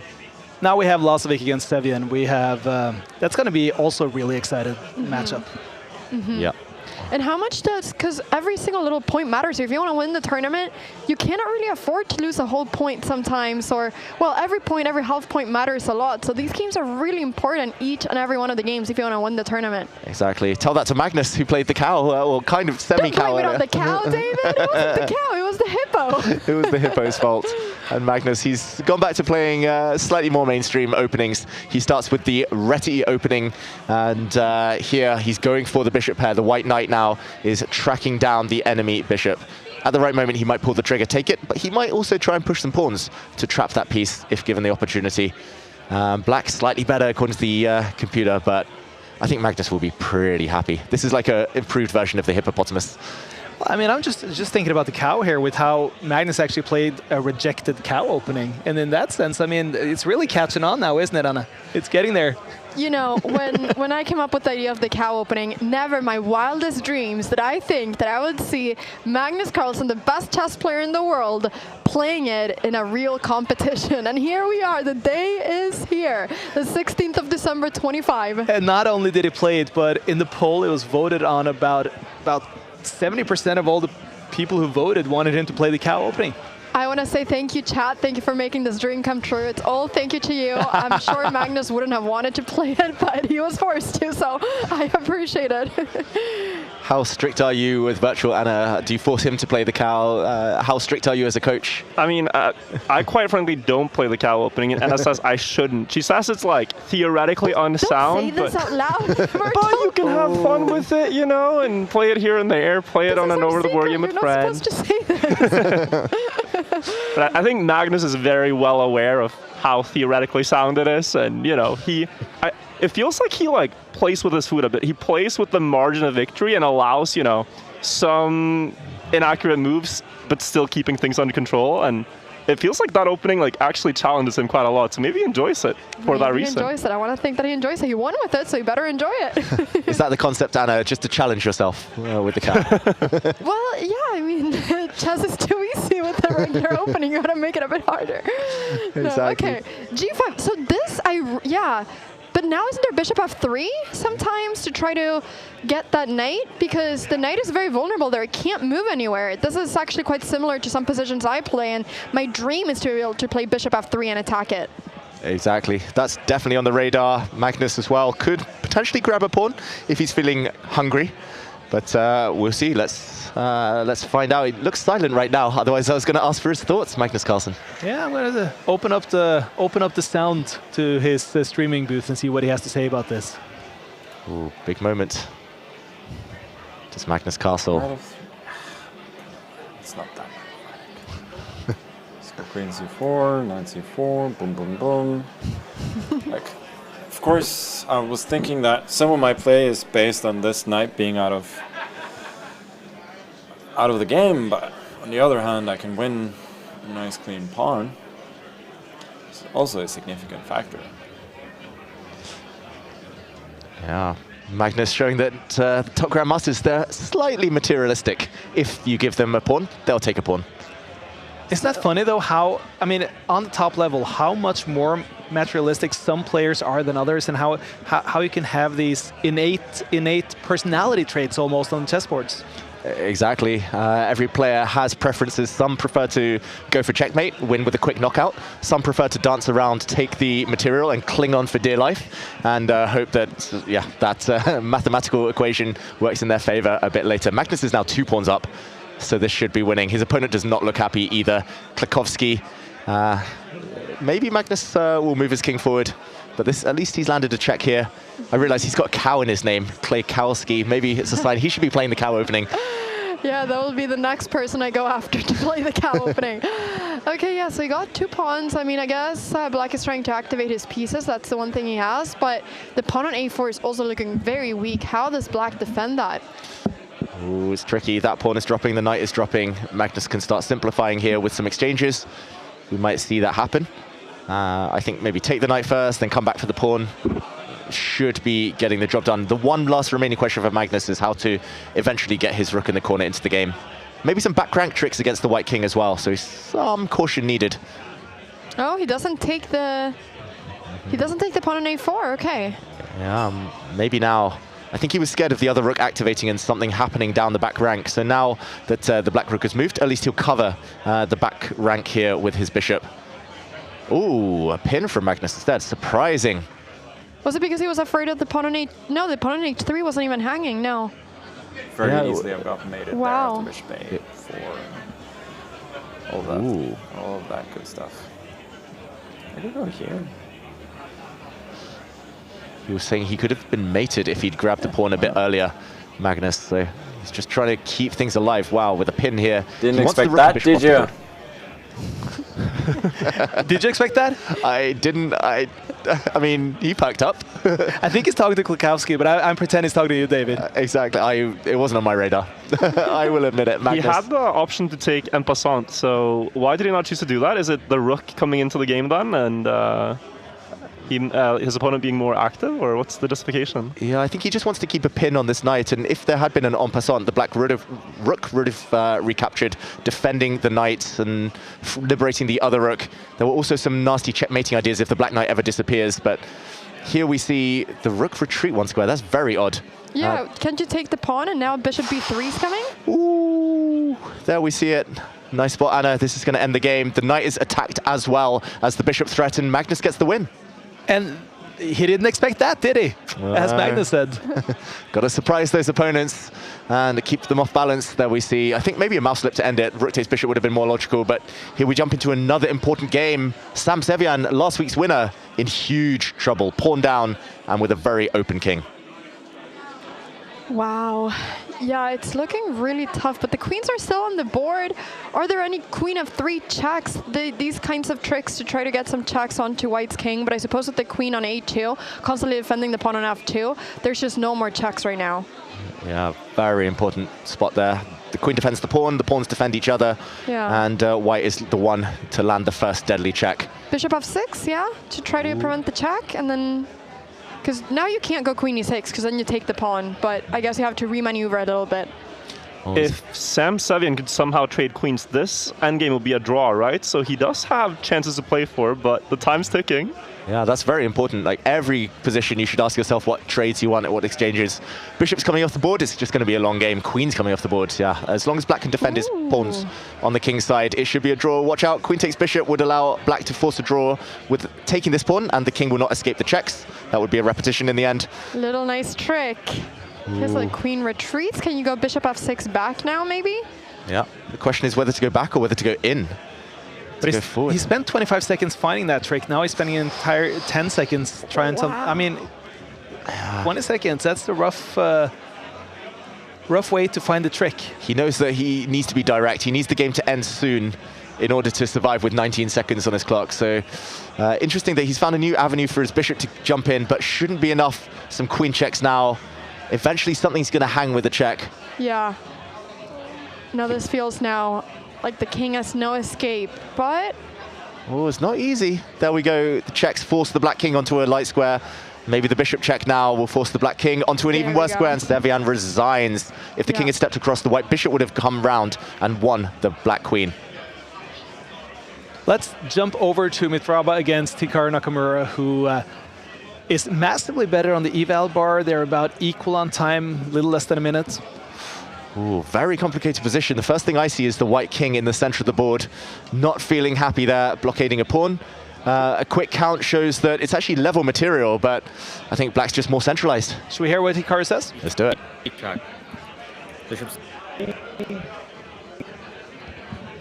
It's a little tough getting a connection with Hikaru Nakamura right now, but he has 45 seconds left here. Should this be... Should it be easy to uncomplicate this? I think it's he's found now the key. He's lured out the white king, and now a pawn promotion is imminent. Not just a queen, maybe a knight would be a cool way to settle this game. Oh my god. There we go. It's a knight under promotion. Just at the wrong moment, Hikaru, you ran away. You disappeared just like the white king. The queen check. Next move, the knight picks up the queen. Hikaru winning in style. There we go. That's beautiful. Wow. You know what I love about Title Tuesday is that no matter where people are in the world, no matter what tournament they're playing, and no matter anything, on Tuesdays, they're going to be at Title Tuesday. That is always happening no matter what. We see wearing his t-shirt. I know he's traveling right now, right? So, yeah. I mean, childbirth won't stop him playing some chess. He's a new father, of course, just a few days ago. Nice message he posted online about that. But yeah, Hikaru, he's an addict. He played chess today in the Global Chess League and now here contributing to this tournament. He's back just in the chasing pack now. And we can see Magnus is now actually on the front page. Maybe not when these games finish up. Nope. There we see him disappear out. But at least it's getting towards striking distance now. And we only have one player with a full score so far, and that's Denis Lazovic. Oh, familiar name. We see him do so well, so consistent. His openings are really good. He's super quick. And Lazovic, especially with white, he's just the destroyer of dreams in this format.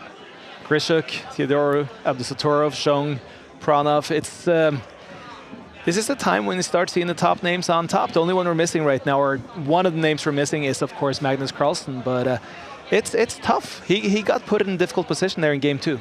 He really did, but he's putting together a bit of a streak now. He's on a roll. I think we've all been there, all chess players who kind of suffer early setbacks that we just need to get back in the zone, and good things can still happen. And now he gets to play one of the top players again. We have Shong, who's on split second place with his 5.5 points, and that means that he can now start to control his own destiny again by taking points away from the guys ahead of him. Yeah. So can I just ask, I feel like today Magnus has played many openings where he's not really taking the center. He's playing a little bit more these systems, right? Or you think out of the bishops, you're playing d3, e3. Is that because he started the day with the cow opening, or does he typically play like this? He rarely plays like this. So I think it has influenced him, the cow, in good and bad ways. He's often kind of building in the center a bit later, only around move 10 when he's already fianchettoed, castled. Yeah. Then he starts to push forward. This is a hybrid opening. He started with b3, but it's become more of a Reti type situation, and a reversed London system for players who like that, with the black bishop coming out to f5 and retreating. Because we're just making kind of logical improving moves for now, keeping the tension. He says logical improving moves, but I'm seeing king h1 for no apparent reason.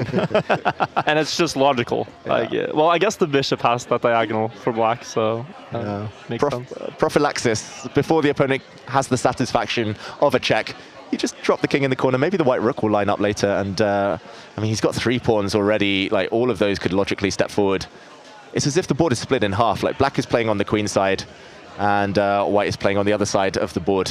I always think it's more fun than to play on the king side, because the way I think about it is if you win, then you checkmate. If black wins, they might just win a couple pawns on the queen side. But of course, it's not as easy as that. Exactly. But now we see that, okay, he's lost a little bit of control of the dark square, so this seems like a very logical way for Xiong to play to make it a little bit more difficult for Magnus to expand, because you want to play g5, but you can't really do that anymore because there's so many pieces defending that square. So how do you continue the attack, David? Yeah, good question. It's probably a long build-up game. There we see Magnus retreating his bishop indirectly. He's going to be guarding the square. Next, the knight might step out. Maybe the white rook will step across. He's going to try and prepare this sooner or later. He does know as well, he's tying down 2 big important black pieces just to guard this square. So for now, I think Magnus is just happy to slowly improve. The problem here for black is not just the incoming attack, but also this bishop is dead on the edge of the board. If you could pick up that bishop and put it anywhere else, then black might be feeling a bit more confident. There we see the eval bar swing, and that's because Magnus now is almost ready. g5, he just needs one more supporter of that pawn push. Maybe the other white knight can come to the edge of the board. And Magnus, there we saw it with the hand movement, forward. That means pawn forward, yeah? Pawn storm, allez, let's go. And he's got my favorite pawn formation. I mentioned it earlier, I'll mention it again. Connect 4, automatic win. What about a connect 5, David? Is that just impossible? I've tried my whole career. Never. I should go c4 at some point, but I mean, I will. Okay. Connect 6 is the dream. h4 now is one idea Magnus there was hinting at. But it's very blocked now. Suddenly you could imagine if Magnus if he doesn't break through now, if he doesn't play en passant, for example, there might not be an opportunity to break open that side of the board anymore. He didn't.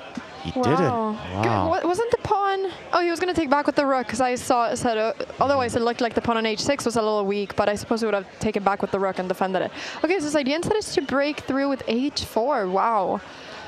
But now black maybe has time to regroup a little bit, and king g7, there might be ideas of rook h8, and now Magnus king could be a little bit weak there, so he goes king h2 to be able to go to g3, I suppose. But the position is very close now in comparison to before. Black's game feels a lot safer. And Black is slightly better for the first time since the early opening. Now Zhong is breaking through. He's the one threatening to get Connect 4. He's the one trying to break open pawns. The Black Bishop that was dead is actually supporting the Queenside pawn storm. This is like a King's Indian defense pawn structure, just with colors reversed. And Magnus, he's found himself at a bit of a roadblock. Suddenly the White Knights can't break through him. The shift in body language, really obvious from Magnus. Something's gone wrong. Yeah, I don't like the way that I played this. Should still be fine. Ooh. Should it though? Should it still be fine? I'm not so sure. The problem is he's running out of pieces. One set of rooks are off the board. It's easy for Black to break in round the back now. This is the base of the chain. The base of the Connect 4 could be very, very weak, but the base of Black's pawn chain in the meantime, super strong. This is all very well fortified and defended. Yeah, I wanted to ask if you can ever sacrifice on g5, but it's just so defended right now. It doesn't seem like it. That's the problem when you don't checkmate after all this. The opponent just stays with a really good position on the other side of the board, and that's what we've seen happen now. This is instructive stuff from Jeffrey Zhong. He's slightly behind on the clock. Magnus is going to try and get his queen round the side, and it is a blunder. That means something is winning now. It is a nice sacrifice. G5, wow, and queen h2. Wow, Jeffrey Zhong took his eye off the ball for just half a move. Really even have to think about consequences here. If I don't checkmate him, I lose the game. It's as simple as that. That's how chess works. Magnus feels very relaxed today. Yeah, it's something maybe about being home in Scandinavia, just around friends, hopefully, feeling nice, safe, happy. I just like his explanation of his relaxation in the sense also just, well, I mean, if I don't checkmate, I lose. Simple as that. And I mean, I guess it is. I guess that realization also takes some of the tension away somehow. Exactly. Absolutely. Okay, the bishop retreats. He doesn't take back the piece because it would have maybe just been checkmate. But queen h2 coming anyways, and resignation. Ooh, wow, that was a huge blunder from Zhong. He could have actually prevented all of this by bringing his queen across earlier and then running away with the black king. But one move too slow, and he never got the chance to run. Wow. Can we say that Magnus got away with one here, or? Oh, I think he was building up for this, so we can't say it was luck. He kind of set it up. He put himself in position to deliver this mating attack, but Zhong did take his eye off the ball. So, yeah, sometimes you kind of get these opportunities and you just have to take them. But Jeffrey, I think, will be disappointed. Magnus, a little bit relieved. We're moving over to Theodore against Nakamura here, where Nakamura is way ahead on the board, but he is a little bit behind on the clock, but no problematic time trouble here for Nakamura. No, and it's kind of an easy position to pre-move as well. White has an extra bishop. Black has a pawn in return, but not enough, not a good pawn to be up. The white bishop can happily sit on a square where it's protected for life for the rest of the game. Then you can start bringing your rook around. He's actually starting that sequence now. He's just going to go round behind for this pawn. And once the white A pawn becomes a passer, it's probably going to become a new queen as well. Yeah, I don't see how you can stop that pawn from pushing together with the bishop. Okay, he has a dream there with the D pawn of pushing. So that was nice. If white took the pawn, then he could have pushed the pawn because the rook would have been hanging if white takes that pawn with the bishop. But now he loses the pawn. He's going to go for the same idea, I suppose. So now rook A6, and he's going to pick up that pawn. Yeah, that should spell the end of the game. The pawn also promotes on a light square, which is a nice bonus. Same color as white's bishop. Theodorus has some fantastic results recently. Just last week, he won a very, very strong rapid tournament in London ahead of Nodebek, Abdusattorov, ahead of Alireza Firouzja and others. But it looks like this game he will be collapsing against Hikaru. Hikaru had a setback just before the previous break. He's just like Magnus on the comeback trail now, putting together a winning streak. Do you think Theodore is hoping for a Wi-Fi gambit because he sees that Hikaru's camera keeps going away? I guess he can't see it, but... Yeah, he is in India. He's not at home, Hikaru. Sometimes you can see it on the server when you're playing. You suddenly see all the bars disappear and you panic. Maybe Theodore will play till checkmate just in case he gets a stroke of luck, lady luck. Yeah. That is the dream, when your opponent's Wi-Fi just disappears when you're in a losing position. But now it's just going to be game over. And there we have it. The check was inevitable, and the pawn was going to promote. That leads us to Pranav against Abdusattorov. Yeah, this is a board 2 clash. Two players who want to get the win here, to leap to the top of the standings, and it's a big blunder. What is that all about? He's just walked into a self-pin here, Pranav, the world junior champion, in a bit of trouble. Some checks against the White King as well, potentially dangerous, a bit scary. Queen f4? Yeah, I'm trying to work this out. I think there are ideas of a check, and whatever takes on that square, the Black Knight will fork that square and the rook. Oh, wow. This is crazy geometry. Pranav with no time either, 22 seconds. He drops back his knight, saves that, but this is clever from Nodibek. He's creating a passed pawn by force. Brute force here. The queens might come off, but Black's going to have a dangerous, dangerous pawn running down the side. Still have to be careful, though. Maybe now he pushes. There we go. Yeah, wow, that A pawn. But okay, White also has an important pawn, but only 10 seconds left. 10 seconds, and White's pawn is under lock and key for now, making Black's position a bit easier to play. The White Queen has to go passive, but she's forced off the board. That is going to clinch it. Black is about to make a new queen, and Nodibek leans back with the win. Wow. Beautiful move there at the end, Queen B2. Oof. It's the type of move your opponent plays that's just like an annoyingly good move. You just sit there like, oh, I can't do anything. It's like completely suffocating. Yeah. Dominance. Well, Grishuk has just beat Denis Lazovic, meaning that there's no players with a full score after 7 rounds of play. We have Magnus Carlsen with 6. We have 2 players with 6.5 so far. That's Nodirbek Abzatorov and Grishuk. Grishuk who's really putting up a good performance today. I mean, forever young, right? Exactly. And in my eyes, he's still young. He was my hero when I was growing up. He was just a few years older than me, and I was like, oh my God, his understanding is just so deep, so good. I loved watching his time scrambles, the adrenaline rush, but he still got it. My Grishuk story, he not only, I mean, for you growing up as a chess player and really seeing his brilliance there, I'll admit, I have played poker with Grishuk and really got to see his brilliance in something that I was more competent at than I am at my chess, and really it's such brilliance in how that mind processes.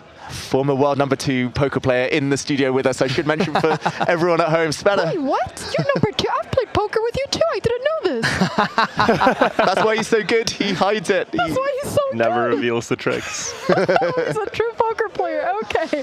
Savjan versus Hikaru right here on the board. Wow, and will it be a black day for Hikaru, who's disappeared? It's the Sicilian defense, and it's been a bit of an odd Sicilian. We saw a strange move order with the white bishop coming out abnormally early, hitting the black queen. It's still sitting out there, but it's kind of transposed into a Taimanov Sicilian now, with black playing on the light squares. Normally you take back that knight with a queen. You try it, okay, takes with a pawn this time. That's very risky, opening himself up to potentially long castles and a rook checkmate at the top of the board. In opera game style. But first a queen trade offered by Savjan. That is also a typical idea. If black takes the queens off, white would have opened up the rook on the h-file. So Hikaru says no, but better for white already. Black is behind in development. What? And now the bar just completely turns? Was it this move, queen h4? It was this move. It's so fickle, the evaluation bar, the computers. They don't like this, I guess, because at some point the bishop might be kicked back. The queen on the edge of the board might find herself awkwardly placed against a pawn storm. But that was quite a natural move, I've got to say. Now the knight is actually coming cow style to attack the queen. Well, things are really heating up right now. The first 4 boards, we have Grishuk against Abdusatorov. We have, obviously, as we're seeing here, Seven against Nakamura. We have Carlsen against Dmitry Andreikin.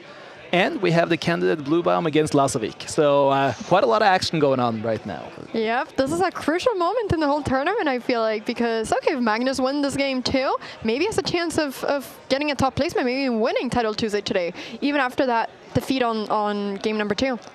The cream always rises to the top, that's what they say. And Hikaru as well, after suffering a loss in round 4. He's been on a streak. He's kind of balanced out this position, slightly better according to the eval bar, but now it's about mutual attacks. I wanted to just shout h4, h5, h6. Is that what we're going to see? Because how does black stop it? Are they going to go h6 themselves, maybe? Apparently not. Probably not. But maybe you don't want to... Okay, yeah, he goes h6 all the way. And f4, he's playing so fast. Black barely has time to make a move. That black king must not be feeling comfortable right now. Everything's coming at it. I wish Savjan could just place a bishop on c4. I wish that bishop could go to the light squares, but I suppose the bishop will have a good future later on as well, hopefully. Maybe the other way as well, a bit later. Hikaru really wants to plant his knight in the center, just kind of block up the open file, then unleash his bishop again, somewhere in the diagonal. But will he get time? Sverre could just keep advancing with his pawns. He brings his bishop out instead. Much, much better. It's like you said, Anna, like a pawn on this square is always like a bone in your throat. It's just uncomfortable.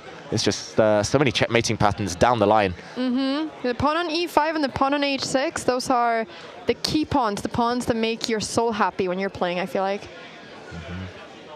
As we're getting back to this, I just wanted to say after this game, we're going to make a bit of a studio switch here. I just wanted for viewers who do not know where to find you guys, Virtual. If someone wants to track your Trackmania progress and when you're streaming, where do they find you? Of course, it's as you can see on screen, Virtual with a W on YouTube and Twitch. And yeah, streaming some Trackmania, also occasionally chess, but you will never see this level. So if you want to find that, you can go to Anna's channel.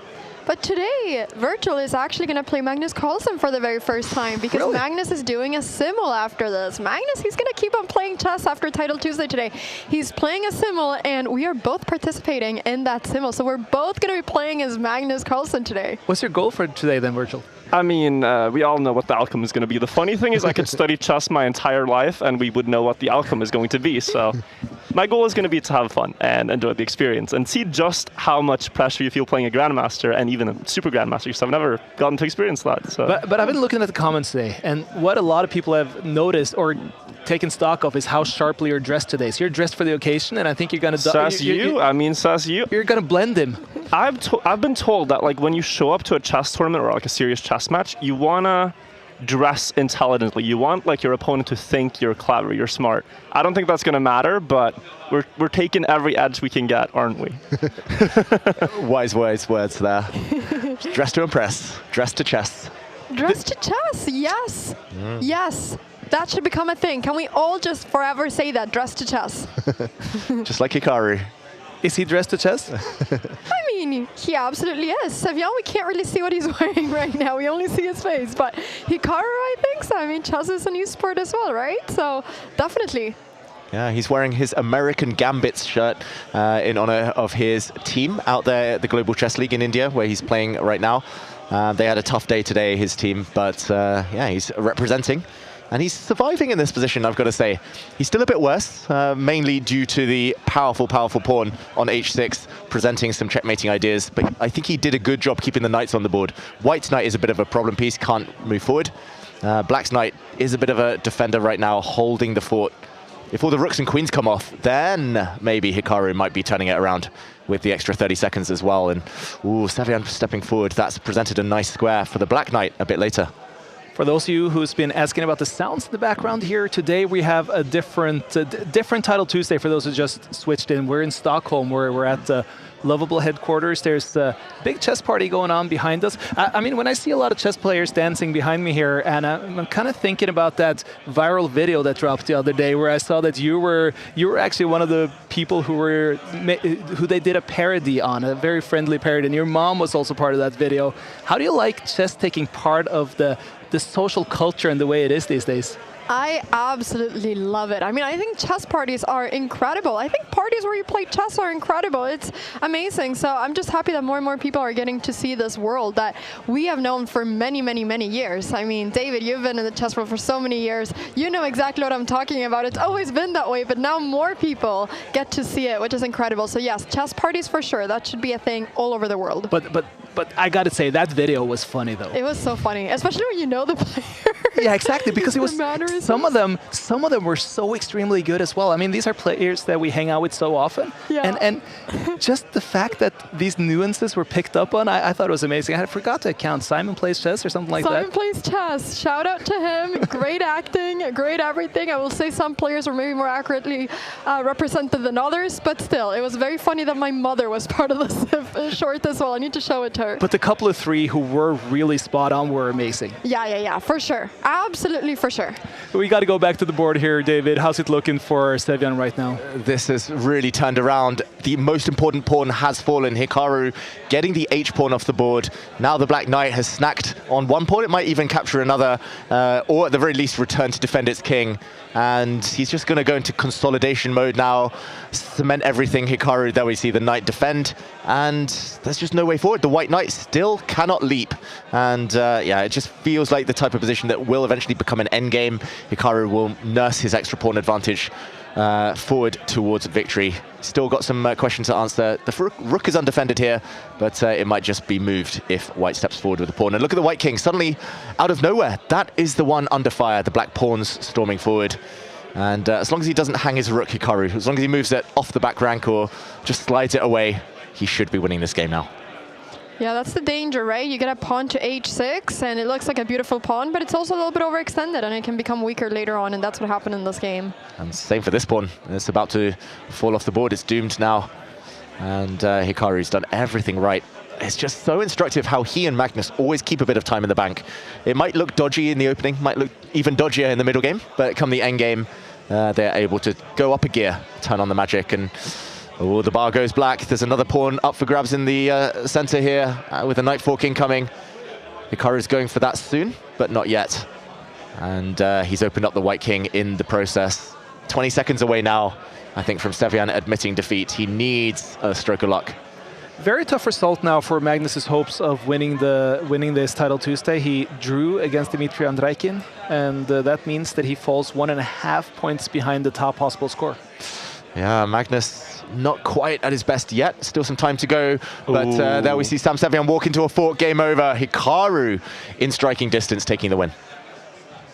That means that we now have 3 players so far on 7 points. It's Grishuk, it's Abdusatorov, and it is Nakamura, while we're moving over to Bluebaum against Lazovic. And here we see Denis Lazovic again with the white pieces, again in a dominating position here. The bishop controls the knight, the rook controls the passed pawn here, and unfortunately Black's rook is found caught on the wrong side of that pawn. The knight is trying to jump around though, a bit tricky. But as soon as the threats end, White's pawn, again the h-pawn, going to march forward. Yeah, it's just marching. And the knight, it's going to be difficult for the knight to stop all of those pawns right now. It's just marching. And the problem is that, well, White still has 2 more pawns to go. Yeah, and even if the bishop gives himself up for that black pawn, White's 2 connected pawns on the other flank should win, but 5 seconds for White. Denis Lazovic is running out of time here. 4 seconds. Can he pre-move everything? He's got a pawn off the board. Black still has a rook left, so Denis Lazovic in huge trouble. He needs to get rid of Black's rook. The pre-moves, 2 seconds, 1 second. It gives a check, 1 second against 3. Can Denis Lazovic survive? Can he end the game here and now? The rook was on pre. He doesn't take the rook. Okay, Denis Lazovic is safe, but he's running out of time. So Denis Lazovic couldn't get the job done. It's a draw after Bluebaum flags Lazovic. But it could have been a whole lot worse. Wow. I mean, he could have been flagged prior to getting rid of that rook. Easily could have been worse. Like, getting rid of the rook was a lifesaver for him, but he could have won the game earlier. He was winning on the board. So I think mixed feelings. I think he's probably frustrated, Lazovic. He should have got the job done there. Martin Rosian also making his way up to 7 out of 8 points. We're going to have a bit of a break as the players take 5 minutes before they get ready for the next one. And before, we're also going to make a bit of a studio switch here, but Virtual and Anna, it's been such a pleasure having you guys here. Thank you so much for having us. It's always really fun. I was going to say, I was rooting for Magnus today because he played the cow in the first round. I wanted him to win Title Tuesday and think that this is the way of always playing Title Tuesday. Maybe it's not going to be that way, but it's going to be exciting to see what happens. Such a great pleasure to have you guys come join us. And thank you. And it's good to be on your home turf here in Stockholm, Anna. Yes, it's amazing. Been fantastic. Let's hope for some great games in the last 3 rounds. Yeah, best of luck in the civil. Take down Magnus. Do it. Thank you. Thank you. Bye. And now let's take a bit of a break and we will be right back. Here we go.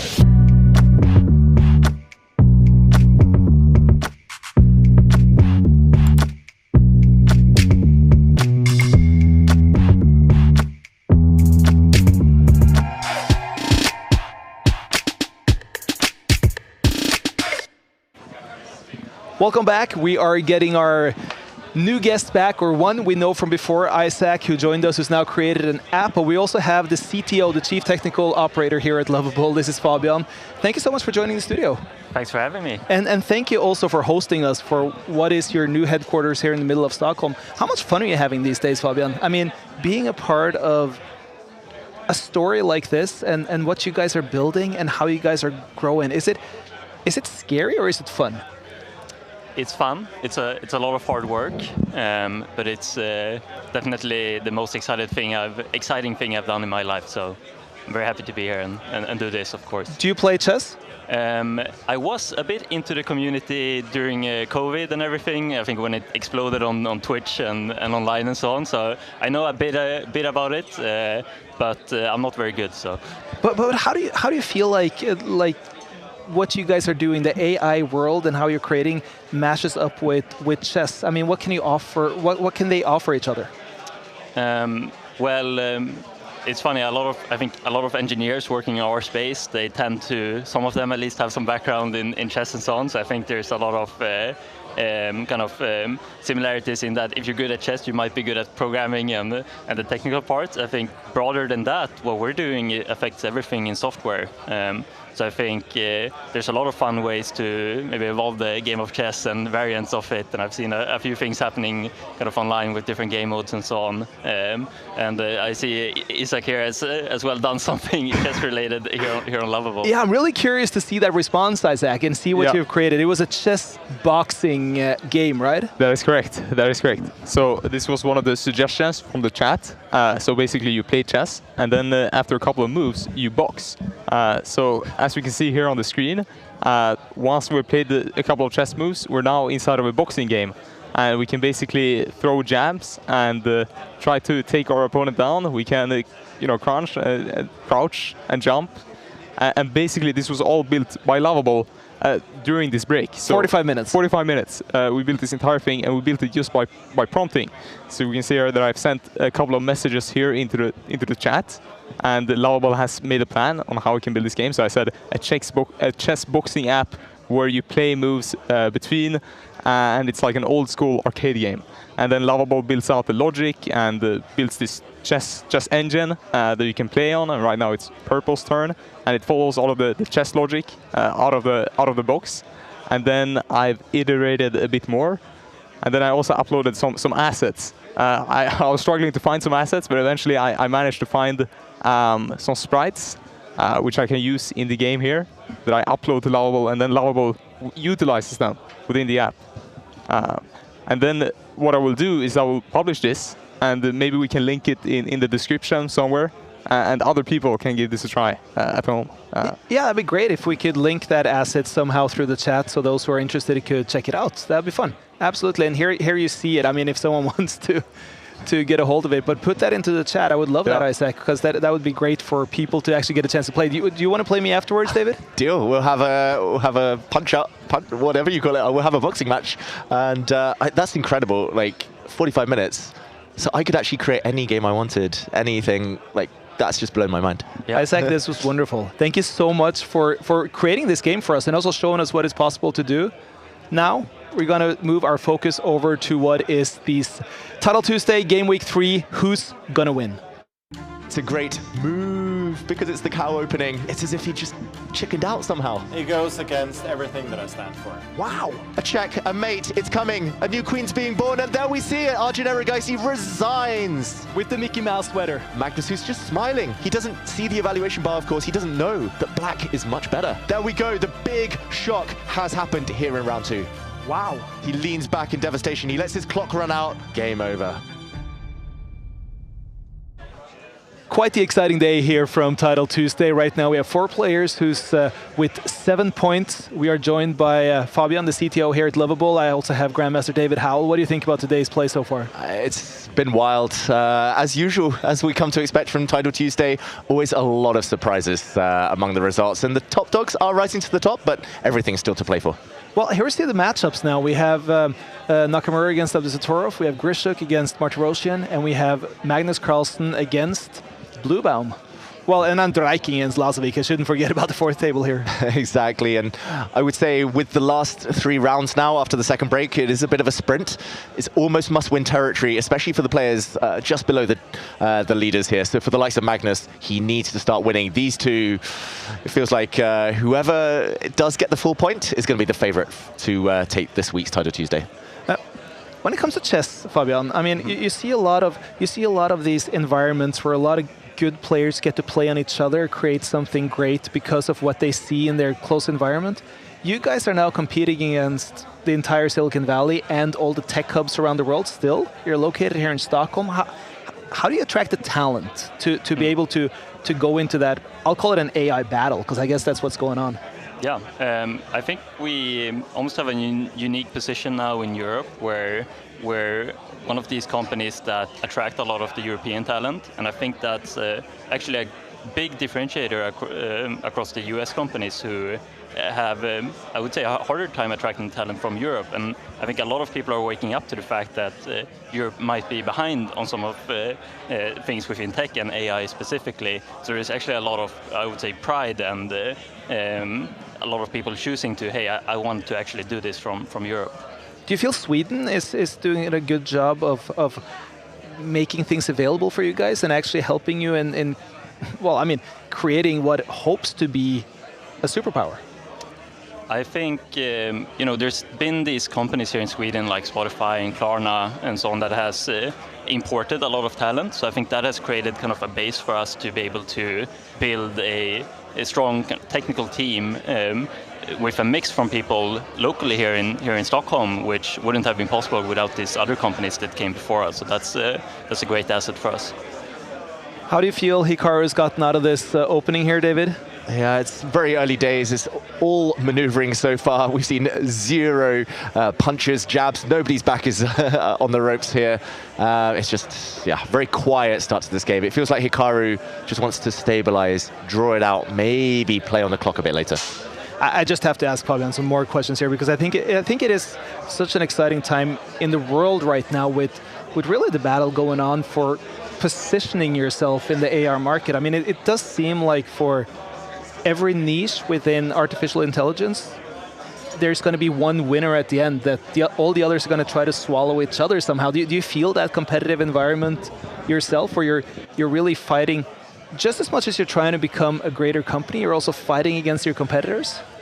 There is definitely a lot of competition. There is nothing to say about that. I do think when you're running a company like this, you shouldn't focus too much on it. I think it's for some people, I think including myself, it's a motivator, right? You want to be you want to be a winner out there and make sure that your company not only survives but wins, right? And I do think we're in a space where things are moving extremely fast.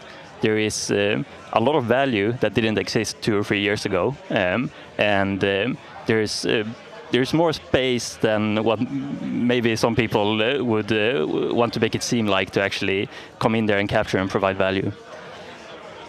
We're seeing Abdusattorov taking quite a bit of time here. Hikaru is also ahead in the evaluation, David. Yeah, suddenly things have turned. Just in the last 3 or 4 moves for Nodebek, all 32 pieces were on the board. It looked dead level. Suddenly Nodebek exploded open the center, but it's backfired. That was a nasty check. It's actually been stopped, the Black Knight retreating. A knight on f8, there is no checkmate, as they say, but the rest of the position looking really passive for Black now. White's pieces are nicely centralized. White has a lot of space with the pawn pushing forward in the center. Black's pieces are pretty much all on the back rank, and although Hikaru has retreated there, his intentions are not peaceful. He wants to continue stepping forward with his pawns, blow open the Black King side, and it's looking tough now. Already a draw with Lazovic and Andreikin. That was different color bishops at the end there. That was just extremely drawers for a long time until they started switching off. Magnus, he is in a great position against Bluebaum. We have then also Grishuk, who has about an equal position to Martirosyan after they have gotten things going.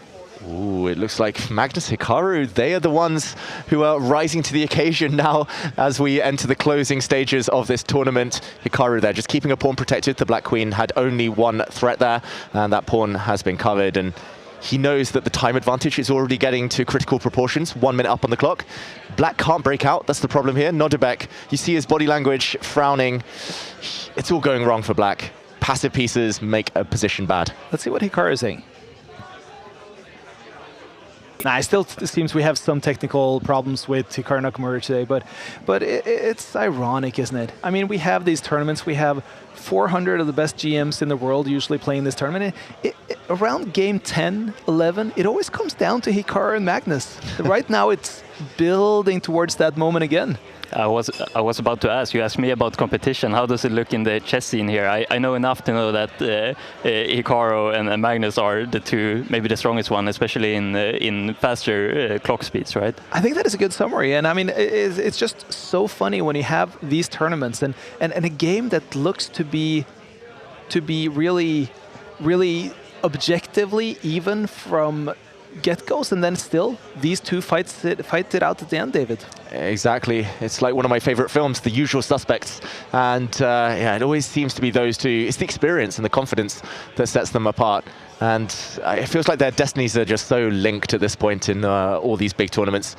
Here we see one track mind from Hikaru Nakamura, his rooks, his queen, his bishop, soon the knight as well, all trained on one side of the board against the black king. The board is cut in half. The black queen is so far divorced from the action here, so far from being a useful defender, that it's hard to imagine black surviving in any world here. All Hikaru needs to do is add one last ingredient, whether it's a pawn stepping forward, whether, look at this, and rook sacrifice. This is decisive. King takes rook would be met by the white queen swooping up, check, winning the black rook next move, and black's defenses collapse. This is the clincher. Hikaru's going to win. No doubt about it anymore. Nodebek trying one last trick. The white queen can still come up the board. He's going to do the same thing, gives up his rook. He finds a different angle. This is a double attack. Nodebek leans back. He's going to resign. 2 pawns down. His king about to be checkmated. Hikaru, so calm and so smooth, gets the point. Well, that leads us to the two exciting tables that are still playing. I mean, this is going to be a Magnus win. Just as I said that, Magnus wins. And that leads us to Grishuk against Martirosyan, because that is also really exciting now for the top. It's a lot of pieces on the board. It both have about a minute and a half on the clock. The 2 rooks and a queen for each player here. See the position.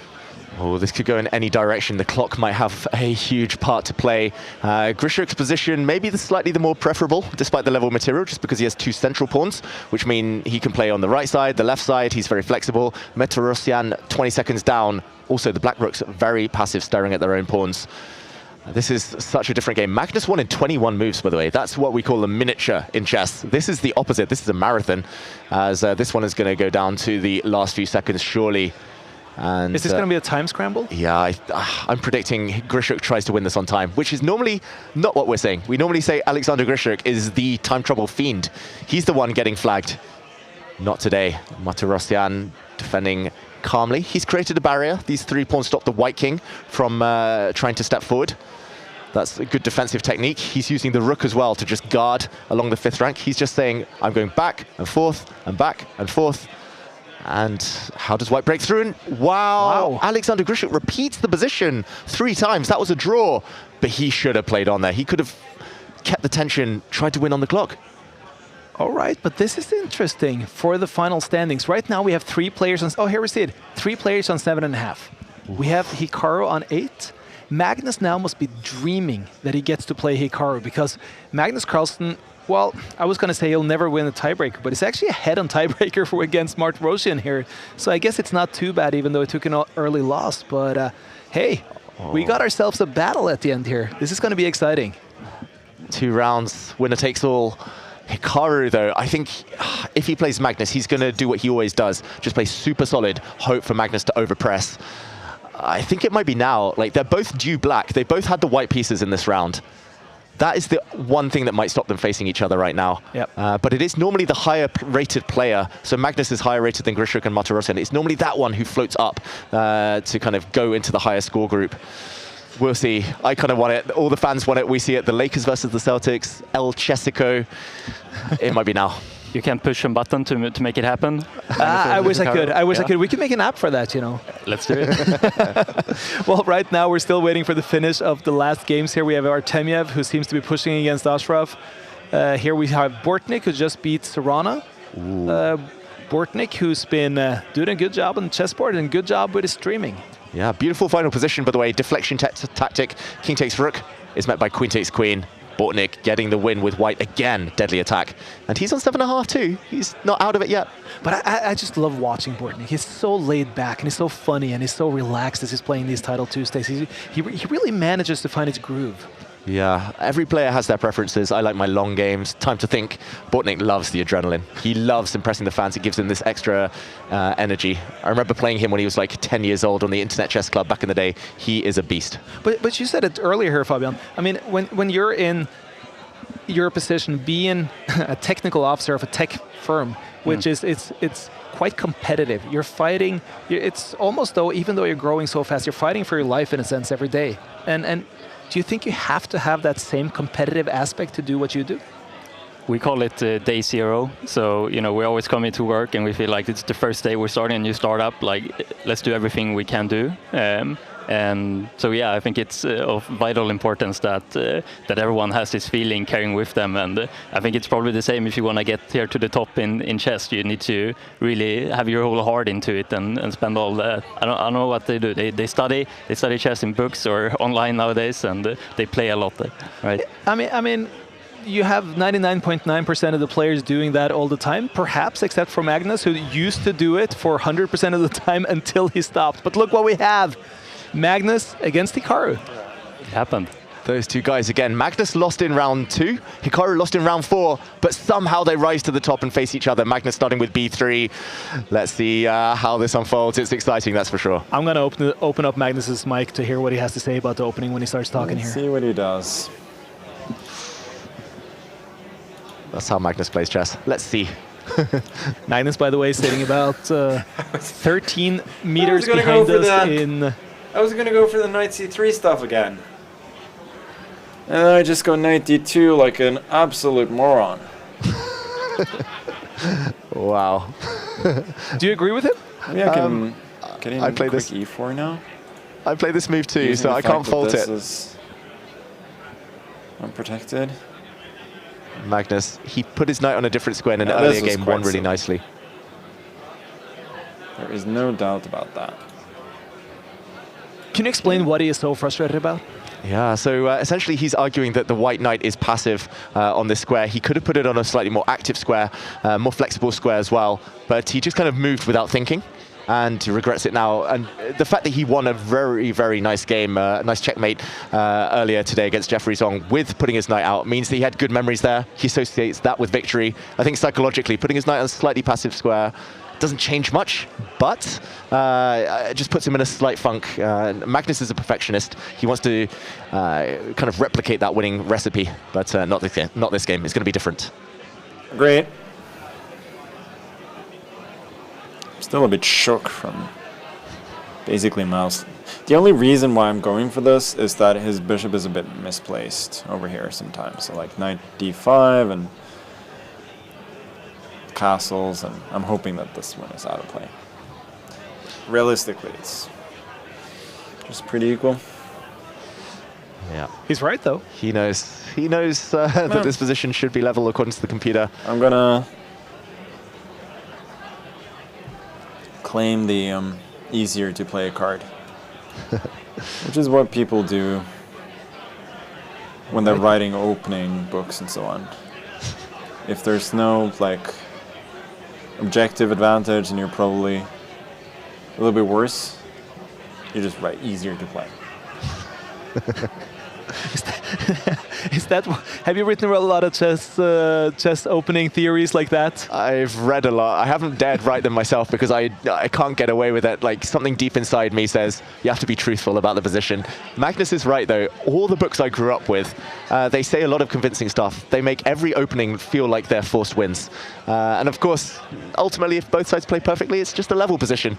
And Magnus was right. Easier to play because look at the evaluation bar. He's better suddenly. And that's because his queen at some point in the near future can come out, threaten checkmate. White's bishops are so much better than their counterparts on the two long diagonals. No big threats yet, but those will build. When the position opens up, those bishops are going to come to life, and Magnus is doing well on board and clock. Knight a5 and then, or knight e5 and then c5, but c4 and it should always be good for me. Wow.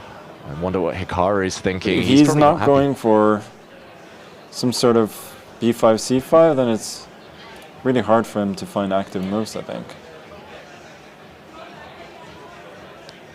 This is the one Magnus is predicting. don't like it. C5, C4. Bishop F6 is possible now, but I go C4 regardless. And then what does he do? Knight B6, even CB.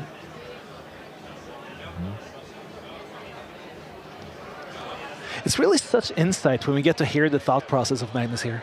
Yeah, and he's calculating, like, he's just saying 2 or 3 moves, but he's looking deeper than that. We joked about it earlier, how deep do chess players look into the future. Magnus is looking maybe 3, 4 moves in advance, but in several different directions there, and he's stopping when he knows it's a position he can handle. There's no point looking 20 moves deep because, okay, the opponent has too many options. You look 2, 3 moves, and then you stop, you say, okay, I've got a beautiful knight, I've got rooks on the open lines, I've got a nice 3 versus 2 majority on one side, that's enough. And yeah, Magnus here with a big advantage now. Got a nice little trick here. Rook D8, I got bishop to B7. Oh, he said it. Bishop B7.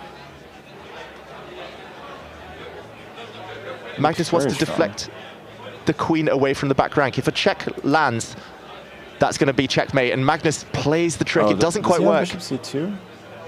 No. Ooh. Queen takes bishop would have been a checkmate there.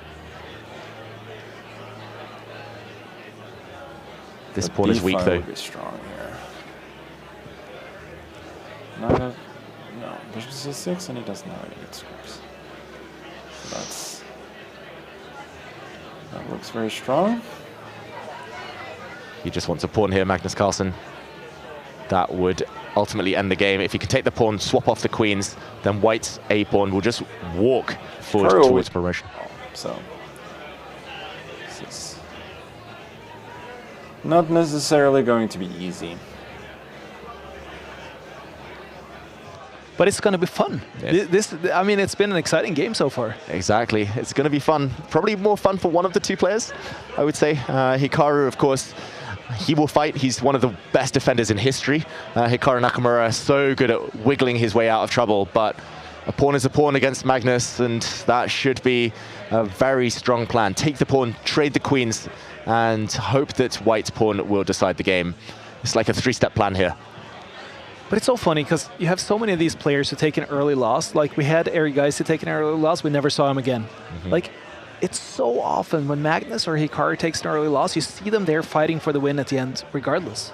Exactly, and there we see the queens are off the board. Magnus is so close now to getting the job done. This is an outside pass pawn. It's so hard to stop this one from running. As long as Magnus keeps everything else protected, he can even give away pawns on the other side of the board. That is why Hikaru has wisely stopped the advance of that pawn for now. But it's very much short term. Magnus can actually create a different pass pawn if he wants to. It's 3 versus 1. First, he opens up a path for his king to centralize. He gives his knight extra protection. He's doing this really, really slow and steady style, Magnus Carlsen. But it's effective. 2 minutes versus 1. He's winning. I like how it's been renamed. It's no longer El Clasico, El Chessico. It's now Clash of the Dads. Exactly. In a few years, it'll be Clash of the Sons. Magnus Probably true, isn't it? Hikaru's son. And yeah, this is fascinating. There's lots of jokes that both their babies are already stronger than most of the viewers out there. But yeah, this one is a winning advantage now for Magnus. He takes a pawn. Once the knights do disappear, or maybe they don't even need to disappear yet, that is a clear run through. It's going to be touchdown. It's going to be a new queen, unless one of the black pieces gives itself up. And there we see Magnus Carlsen takes a win, leapfrogs Hikaru Nakamura. So far, he's the only player with 8.5 points right now. We have Sam Sevian and Hikaru Nakamura at 8, but there's still a whole lot of games being played. One of them is Vladislav Artemyev, who is playing against Martirosyan. We have Grishuk against Bortnik right here. Here we are in Grishuk and Bortnik. Both with 7.5 points have a chance to equal with a win. Ooh, we jump in at a critical moment. That's a nasty, nasty pin on this central file. White's pieces are lined up. There's all sorts of problems here. The white rook, okay, finds itself on a defended square. That's a good start for Bortnik, but the rook is now kicked back. But it's not possible with 15 seconds, is it? Oh, shouldn't be. That is the decisive factor, and there we go. The rook retreats. It's not defended anymore. The bishop could come in. No, added pressure now on the pinned piece. If the bishop retreats, we would see a rook trade. A rook trade here, and then the other rook coming in. We're going to see bishop takes pawn, overwhelming the white pieces. Rook for bishop advantage now. 8 seconds left, and Bortney doesn't even try. He resigns. What a win for Krogh, who might be facing the mighty Magnus next. It does seem likely at the moment, doesn't it? Right now, we have 2 players on 8.5. We have 2 players here on 7.5, so that could equal up Artemiev and Martirosyan. Oh, small advantage for Artemiev. If we do a quick count, Black does have 2 extra pawns. Okay, he gives up one of them. He gives back his bishop there. It's suddenly level material.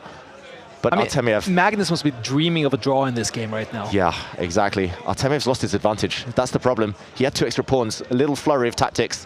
And now, if all the pawns disappear, draw. Knights disappear, draw. Rooks disappear, draw. Everything seems to be leading towards equality. There's just not enough material left on the board. But is it enough time to get away with this? Can someone flag? Or someone's going to have to win on time, I think, to decide this game. Oh, rook takes pawn there would have been an immediate draw. We would have seen everything disappear from the board, some tactics. Maybe Martirosyan is the one who's trying to win. He's giving the checks. It's normally quicker and easier to play if you're the one delivering the checks, so the opponent doesn't know where to put their king. Martirosyan could have repeated there. He's the one trying to flag. But we see more pawns disappear. Artemiev, how much longer will he try? He gets the rooks off the board. Now all they need to do is remove the last remaining pawns and we will see a draw. I don't think either side can realistically play this on unless they're going to be ruthless about it. Wow, Martirosyan though with a bit more activity. Well, I mean, both these players probably know that they need a win, right? Clock goes red. Artemiev needs to get rid of the white pawn. He tries to get rid of his own pawn to deflect the white king. If the 2 pawns disappear, it's a draw, and there we go. He gives up his knight as well. Smile on the face of Artemiev. It is a draw. That is a dream result for the 2 players ahead right now, because that means Krogh and Magnus Carlsen have both 8.5 points. It would be very unlikely that they do not face off in a game 11. Yeah, it's going to be a pure shootout now. Winner takes everything. Magnus against Krogh, that's a pairing we've seen for years. When Magnus was kind of first breaking into the world elite, Krogh was always in his way, actually stamping him down a few times, winning some games, so it's not going to be one-way traffic. Well, it's one way to Magnus feel young, though, to play against Krogh. Exactly. Battle of the 80s versus the early 90s. Wow, the kid's still playing catch-up, it seems. This is going to be really exciting. We get the matchup we're hoping for. It's Alexander Krogh with the white pieces, Magnus Carlsen with the black pieces. What kind of game do you expect here? Krogh normally tries to make it as strategic as possible against Magnus, which actually kind of plays into Magnus' strengths, but also suits Krogh's style. He's a very classical player, trained Russian School of Jazz, all about principles, all about doing the right thing, not taking undue risk. And Magnus is going for the Sicilian defense, showing he wants to win and might need to win. And let's just get back to the basics. This is the final game. The winner of this game will win this title Tuesday. This is all or nothing, a draw, and both of them could end up finding themselves even outside of the podium. Exactly. The tie breaks will decide everything, and that's out of your own hands. Your destiny will be decided by your former opponents. The tie break is the sum of your opponent's score. So Magnus doesn't want to be relying on favors from elsewhere. He wants to get the job done. This one is what we call the King's Indian attack. King's Indian defense is more popular. That's with the black pieces here. It's just white keeping the piece on the board. Fianchetto, castle, and later he'll be trying to attack on the right flank. Probably not think that long. It's a good start. Making fun of his own time usage here, Magnus. Already. Kind of mixing systems here a little bit. Just trying to throw him off a little bit. That's how Magnus plays. He's normally quite good in these King's Indian attack type of positions. Well, h4, h6, I don't think I particularly mind including that. He wants to throw his opponent off. And Magnus, he's going to try and do that by delaying castling. He doesn't want to show his hand here, show his cards. He's going to pretend he's castling one way. The thing is, I'm not castling immediately, so that e5, I'm trying to attack his center, probably bishop h6 to prevent d4. And then I want queen c7, and I'm just going all out on this square. Which way is he going to castle? What do we think? Slide to the right, slide to the left. He's kept us guessing. He's kept Krogh guessing. Oh, okay. Krogh now thinks he's going the other side. He's getting ready to storm forward with the pawns. Is that clever? He wants knight a3. Ooh. It's like a guessing game. It's like which side is going to castle. which side is going to be attacked. The center is closed. Magnus will stop the white knight advancing now. The knight will therefore probably retreat, and it's a very closed block game here. All pieces still on the board. But isn't this the kind of game where Grisha can get himself into so much time trouble eventually? Cannot say I love this position. Especially, He's especially against definitely Magnus. playing it in a more subtle way than I am. Grishuk so far, like strangely positional player Alexander Grishuk. There we see playing on the left flank. Magnus is going to be forced to castle to the other side And of now the that board. he's opening a bit up a bit over here, I think I should castle. What a packed position. Such a tense one. But I mean, how much can we pull from this Evo bar right now? It's saying much better, but in practical play, does it play much better for white? Historically, it's very, very easy to play for white. There's a kind of known plan. At some point, the white bishop will move to defend the central pawn. Positionally, this is very dubious. Well, I guess he summarized it No. also. Exactly. Maybe he gives me a chance to break out. Here, a b5, ab, knight a7. This one is hanging. Bobby Fischer was the one who made this line popular with the white pieces. It was always about getting the At least white I knight changed in. the character of the position. I think he should not have allowed this. The eval bar is saying that Magnus has a point here. Yeah, it's not over, still a long time, and more importantly, he's turned around the tables on the clock. Alexander Grishuk is falling lower on time now, and that is a trend that might not be reversed anytime soon. How hard is that when you realize you've... I mean, you may still be better, Knight you may A3 is objectively have a good position, but trying to get back here. you feel that you've misstepped and that you've kind of given up an edge. Is that something that'll kill your time usage as well? Yeah, Knight A7. definitely. It's very likely that the clock will be burned by both players. And there we see Magnus now going back with his knight. He's trying to win this pawn, at least create an outside pass pawn for himself. Grishuk takes the pawn himself on the center, and Magnus is going to be loving this. Magnus now has a safe king with pieces off the board. He doesn't have to worry about checkmate. And if he takes this pawn, suddenly he has a nice outpost for his own knight in the center. This is turning. Magnus getting squeezed according to our Twitch chat up there at the top of our screens, but I think that's old news. If Magnus gets one more move and plants his knight in the center, he would have been better. So Grishuk now pinning the knight to the rook. That is a very timely counterattack by Alexander Grishuk there. Oh, this is so tense though. Clock's level, position level. Oh. Is it level or is it drawish? Not drawish yet while the queens remain on. I think that's good news for Magnus. If he wants to win this with black, he's got enough juice left, especially with the outside pass pawn. You can imagine the queen centralizing and then that pawn starting to advance. His king is a bit safer here with black rather than the white king, which is open to checks on the diagonals. The pawn in the center overextended as well. Hard to defend. You can't defend it with the pawn. You would love to cement this pawn now, but the queen is vulnerable. Magnus slightly better for the first time in this game. I think Grishuk in big trouble. There's a huge threat as well of potential queen checks. The knight leaps forward. Watch out, you can't take this pawn yet. After queen trade, the white knight would step forward with a double attack with a fork. Okay, where to put the queen? Will Magnus give a check? Ask the white knight to pin itself. Grishuk says no, queen trade please. I'm expecting Magnus to say yes, but on his terms. He will want to replace it with a rook to maintain pressure on white's pawns. This is classic Magnus. It's an endgame. We know he's the master of those. And he's saying he's going to start pushing. That gesture from Magnus on the camera means he wants to start pushing this pawn. Rook behind. There we go.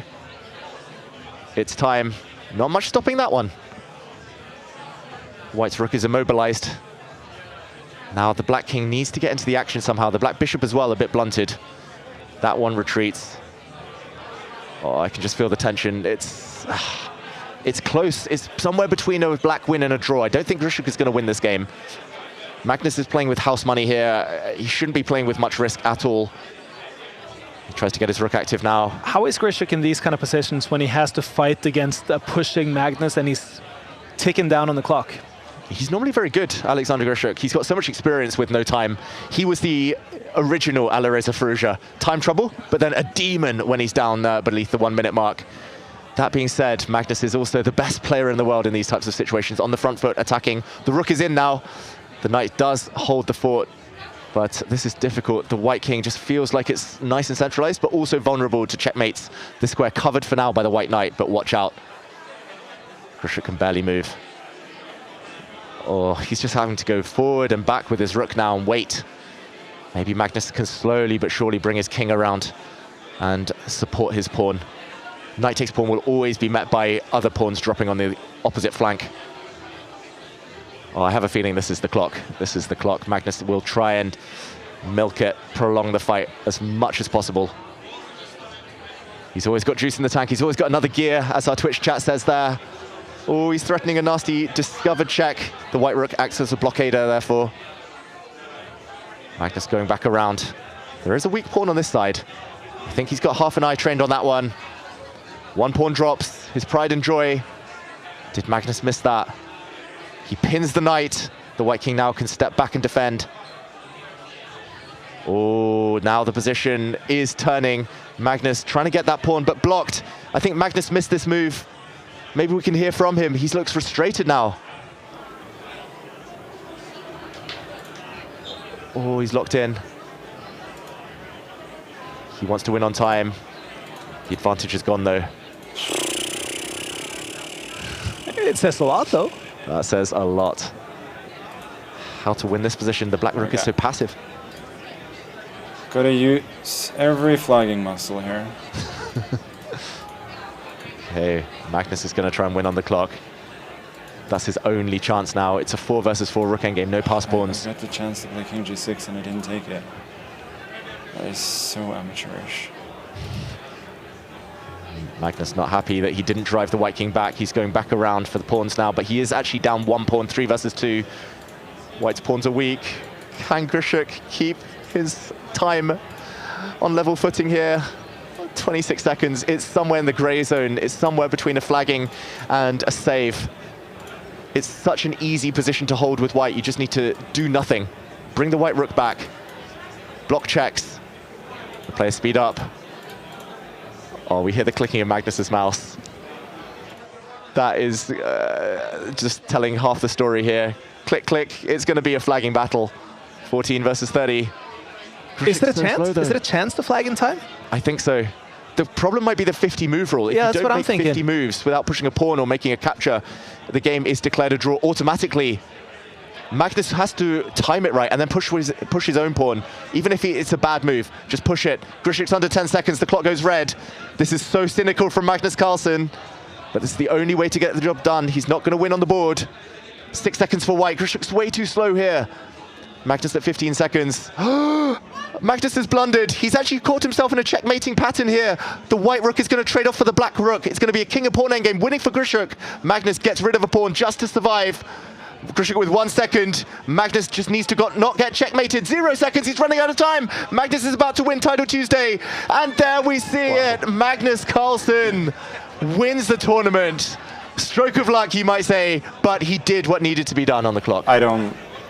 If I don't do that. So I would have loved to win on good technique rather than dirty flagging, but it's the name of the game. We're playing.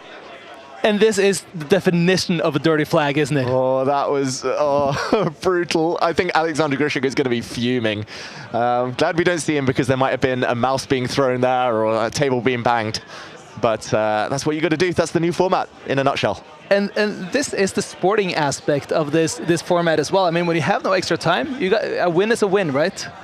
I was about to say, I think a lot of people think around chess and they think of it as this very like slow-paced game. Meanwhile, I'm like sitting here leaning forward and like seeing what's going on. The clock was down there at 0 for a point, and yeah, I think it's amazing what's happening with the game and how it's streamed like this. So I'm absolutely amazed by the games we saw just now. Yeah, and I mean, I must admit, I love this format, and I love how it's making computer chess relevant. This is a format that is perfect for being played over a computer.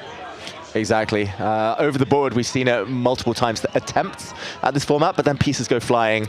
Players get heated, they get angry, it becomes a bit of a mess, but online I would say it's clean. Alexander Krogh probably disagrees, but that's the new normal. But he's more of a traditionalist, though, isn't he? Or, I mean, at least having been little bit longer in the game. Exactly, and we saw him, he was trying to play correct moves. He was actually trying to win that position towards the end on the clock, on the board, but unfortunately just a bit too slow.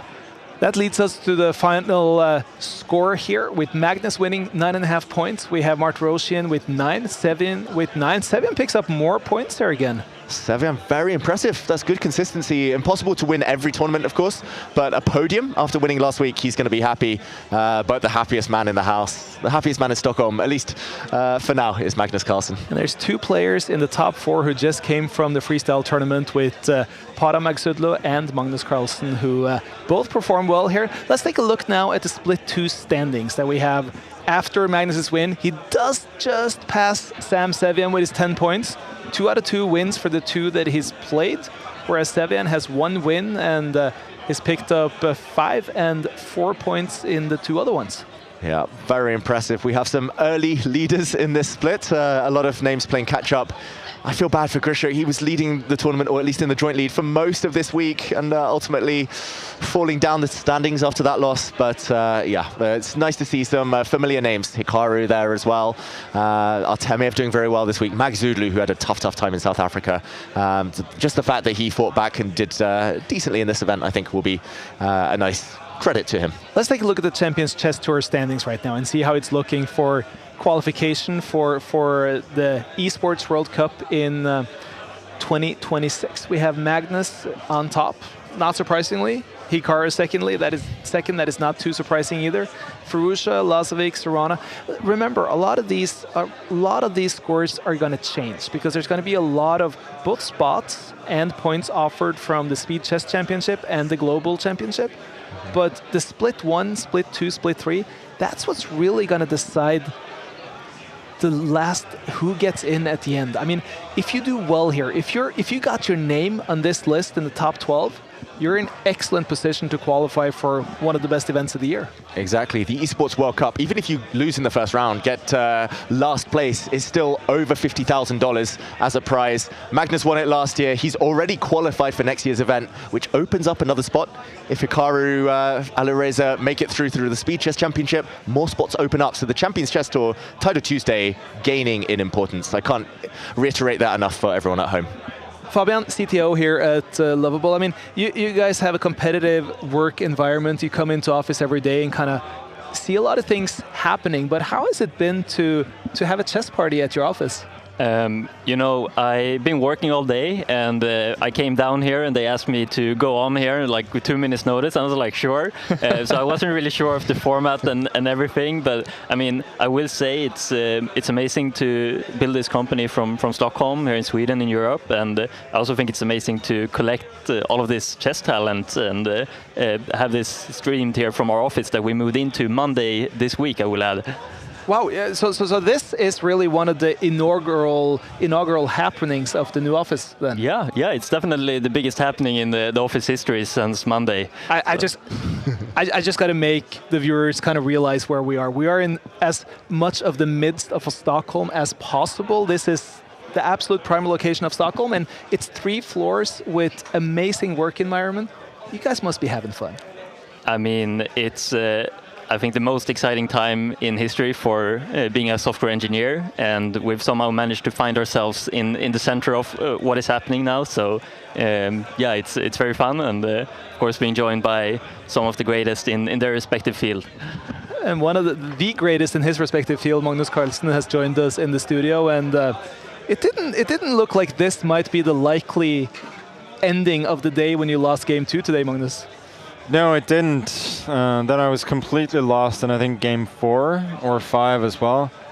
I mean, it was just a struggle. But then I managed to, I managed to find a little bit of strength in the last 3 rounds when I realized that I'm still in contention. And it felt to me that Hikaru was probably a bit tired with the time zone in India and also other things happening, and so it didn't feel like he was playing that great, and so I thought I might have a chance against him, and I don't know why the pairing system gave me another game with White. I think I played 4 out of 5 games with White in the middle there, which was a nice surprise, but yeah, managed to win a pretty clean game, which was a nice surprise. Yeah, I was talking about winning clean games. I wouldn't say it was necessarily the cleanest game to finish it off today.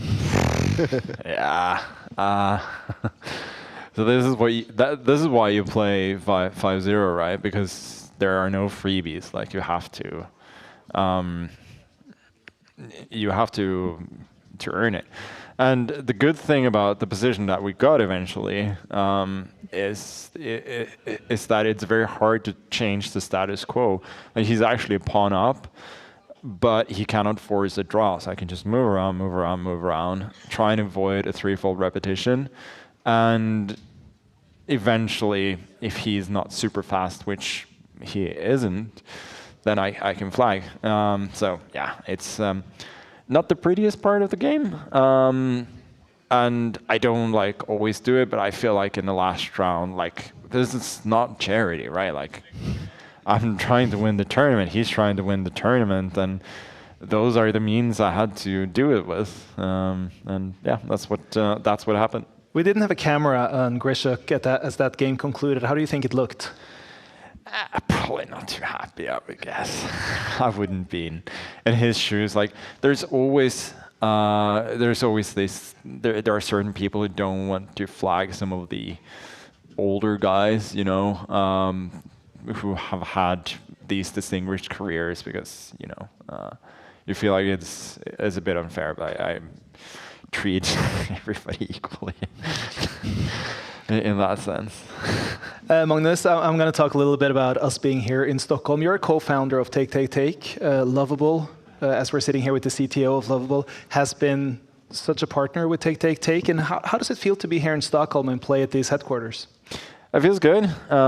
It's been a little bit of a hectic day, so haven't been able to hang out much at all. Like I basically flew in, and then a lot of things have happened. But yeah, I'm very happy with the partnership, and I think both companies are trying to go quite a bit in the same direction with new technology. So I think we're very good partners, and excited for the future. And it is a fun way of being able to spin it, Fabian, isn't it? To have the world's prominent in what is essentially a different field within the same type of attributes that you guys are looking for. I'm sorry, the question is just the intellectual capacity, which is the joint idea behind chess and also behind what you are doing. It must be fun to be able to play among each other's strengths like that. Yeah, no, I think it's amazing to see all of this talent being displayed here, and I think for Lovable, a lot of what we're doing is also to let people that have a deep expertise in some kind of field, be it chess or whatever, to put those ideas that they have with reality, with our tool, where we kind of solve the software engineering part of what you would have needed. So, yeah. By the way, if you want to play afterwards, Magnus, they created a chess boxing game as we were on air today. Sounds like something that could be very enjoyable. Oh yeah. I mean, it sounds more enjoyable than doing chess boxing itself. So, why not? Is Title Tuesday the most? I'm sorry, I was trying to pick up on something here right now that I wasn't quite getting. Just going back into the tournament today, winning Title Tuesdays, how good do you feel after that, Magnus? It depends. If I feel like I've had a really nice, clean performance, then it feels really, really good. I know that every time I win one after not having won one in a while, it feels really, really good. And when I haven't won one in a while, it annoys the shit out of me when I when I come up short. I would say that this one is kind of a little bit in the middle. Like it feels really good to win, but I also know that everything sort of fell perfectly into place for me to be able to do it. And I've won a few recently, but. You're playing some of the best players in the world every week, and being able to pull them out obviously it feels great. And Magnus, earlier we had Anna Kramling and Virtual with us. They mentioned that they're going to be playing you in a simultaneous display where we've got other very special guests. I believe the CEO of Lovable, Anton, will also be playing you. What's your approach going to be? How hard are you going to go on your opponents? I honestly forgot that I was playing in Simons. So I'll be trying to survive. How tired are you? I need to know our chances here. Well, one thing. I don't know how good you guys are at chess. If you're not very good, then you have a chance. One thing's for sure, it's going to be a good time here. It's going to be a good time when we're back next Tuesday. It's yet another Title Tuesday. David, you're going to be bringing a Christmas weather on December 23rd? Exactly. David Snowell will be there. Snow? That is cute. That is really cute. I look forward to it. We're going to be back at 4:45 CET. But until then, enjoy your chess, and I'll see you again. Magnus, who's just smiling. He doesn't see the evaluation bar, of course. He doesn't know that black is much better. There we go. The big shock has happened here in round 2. Wow. Oh, it swings. He wants checkmate. It's going to be game over. Bortnik runs out of time. Didn't expect that, did you? As the bishops threaten, Magnus gets the win. It is a blunder. That means something is winning now, and it's a big blunder. What is that all about? There we see Sam Sevian walk into a fork. Game over. Magnus is so close now to getting the job done. And there we see Magnus Carlsen takes a win. Leapfrogs Hikaru Nakamura. Magnus has blundered. He's actually caught himself in a checkmating pattern here. He's running out of time. Magnus is about to win Title Tuesday. And there we see it. Magnus Carlsen wins the tournament. Here we go.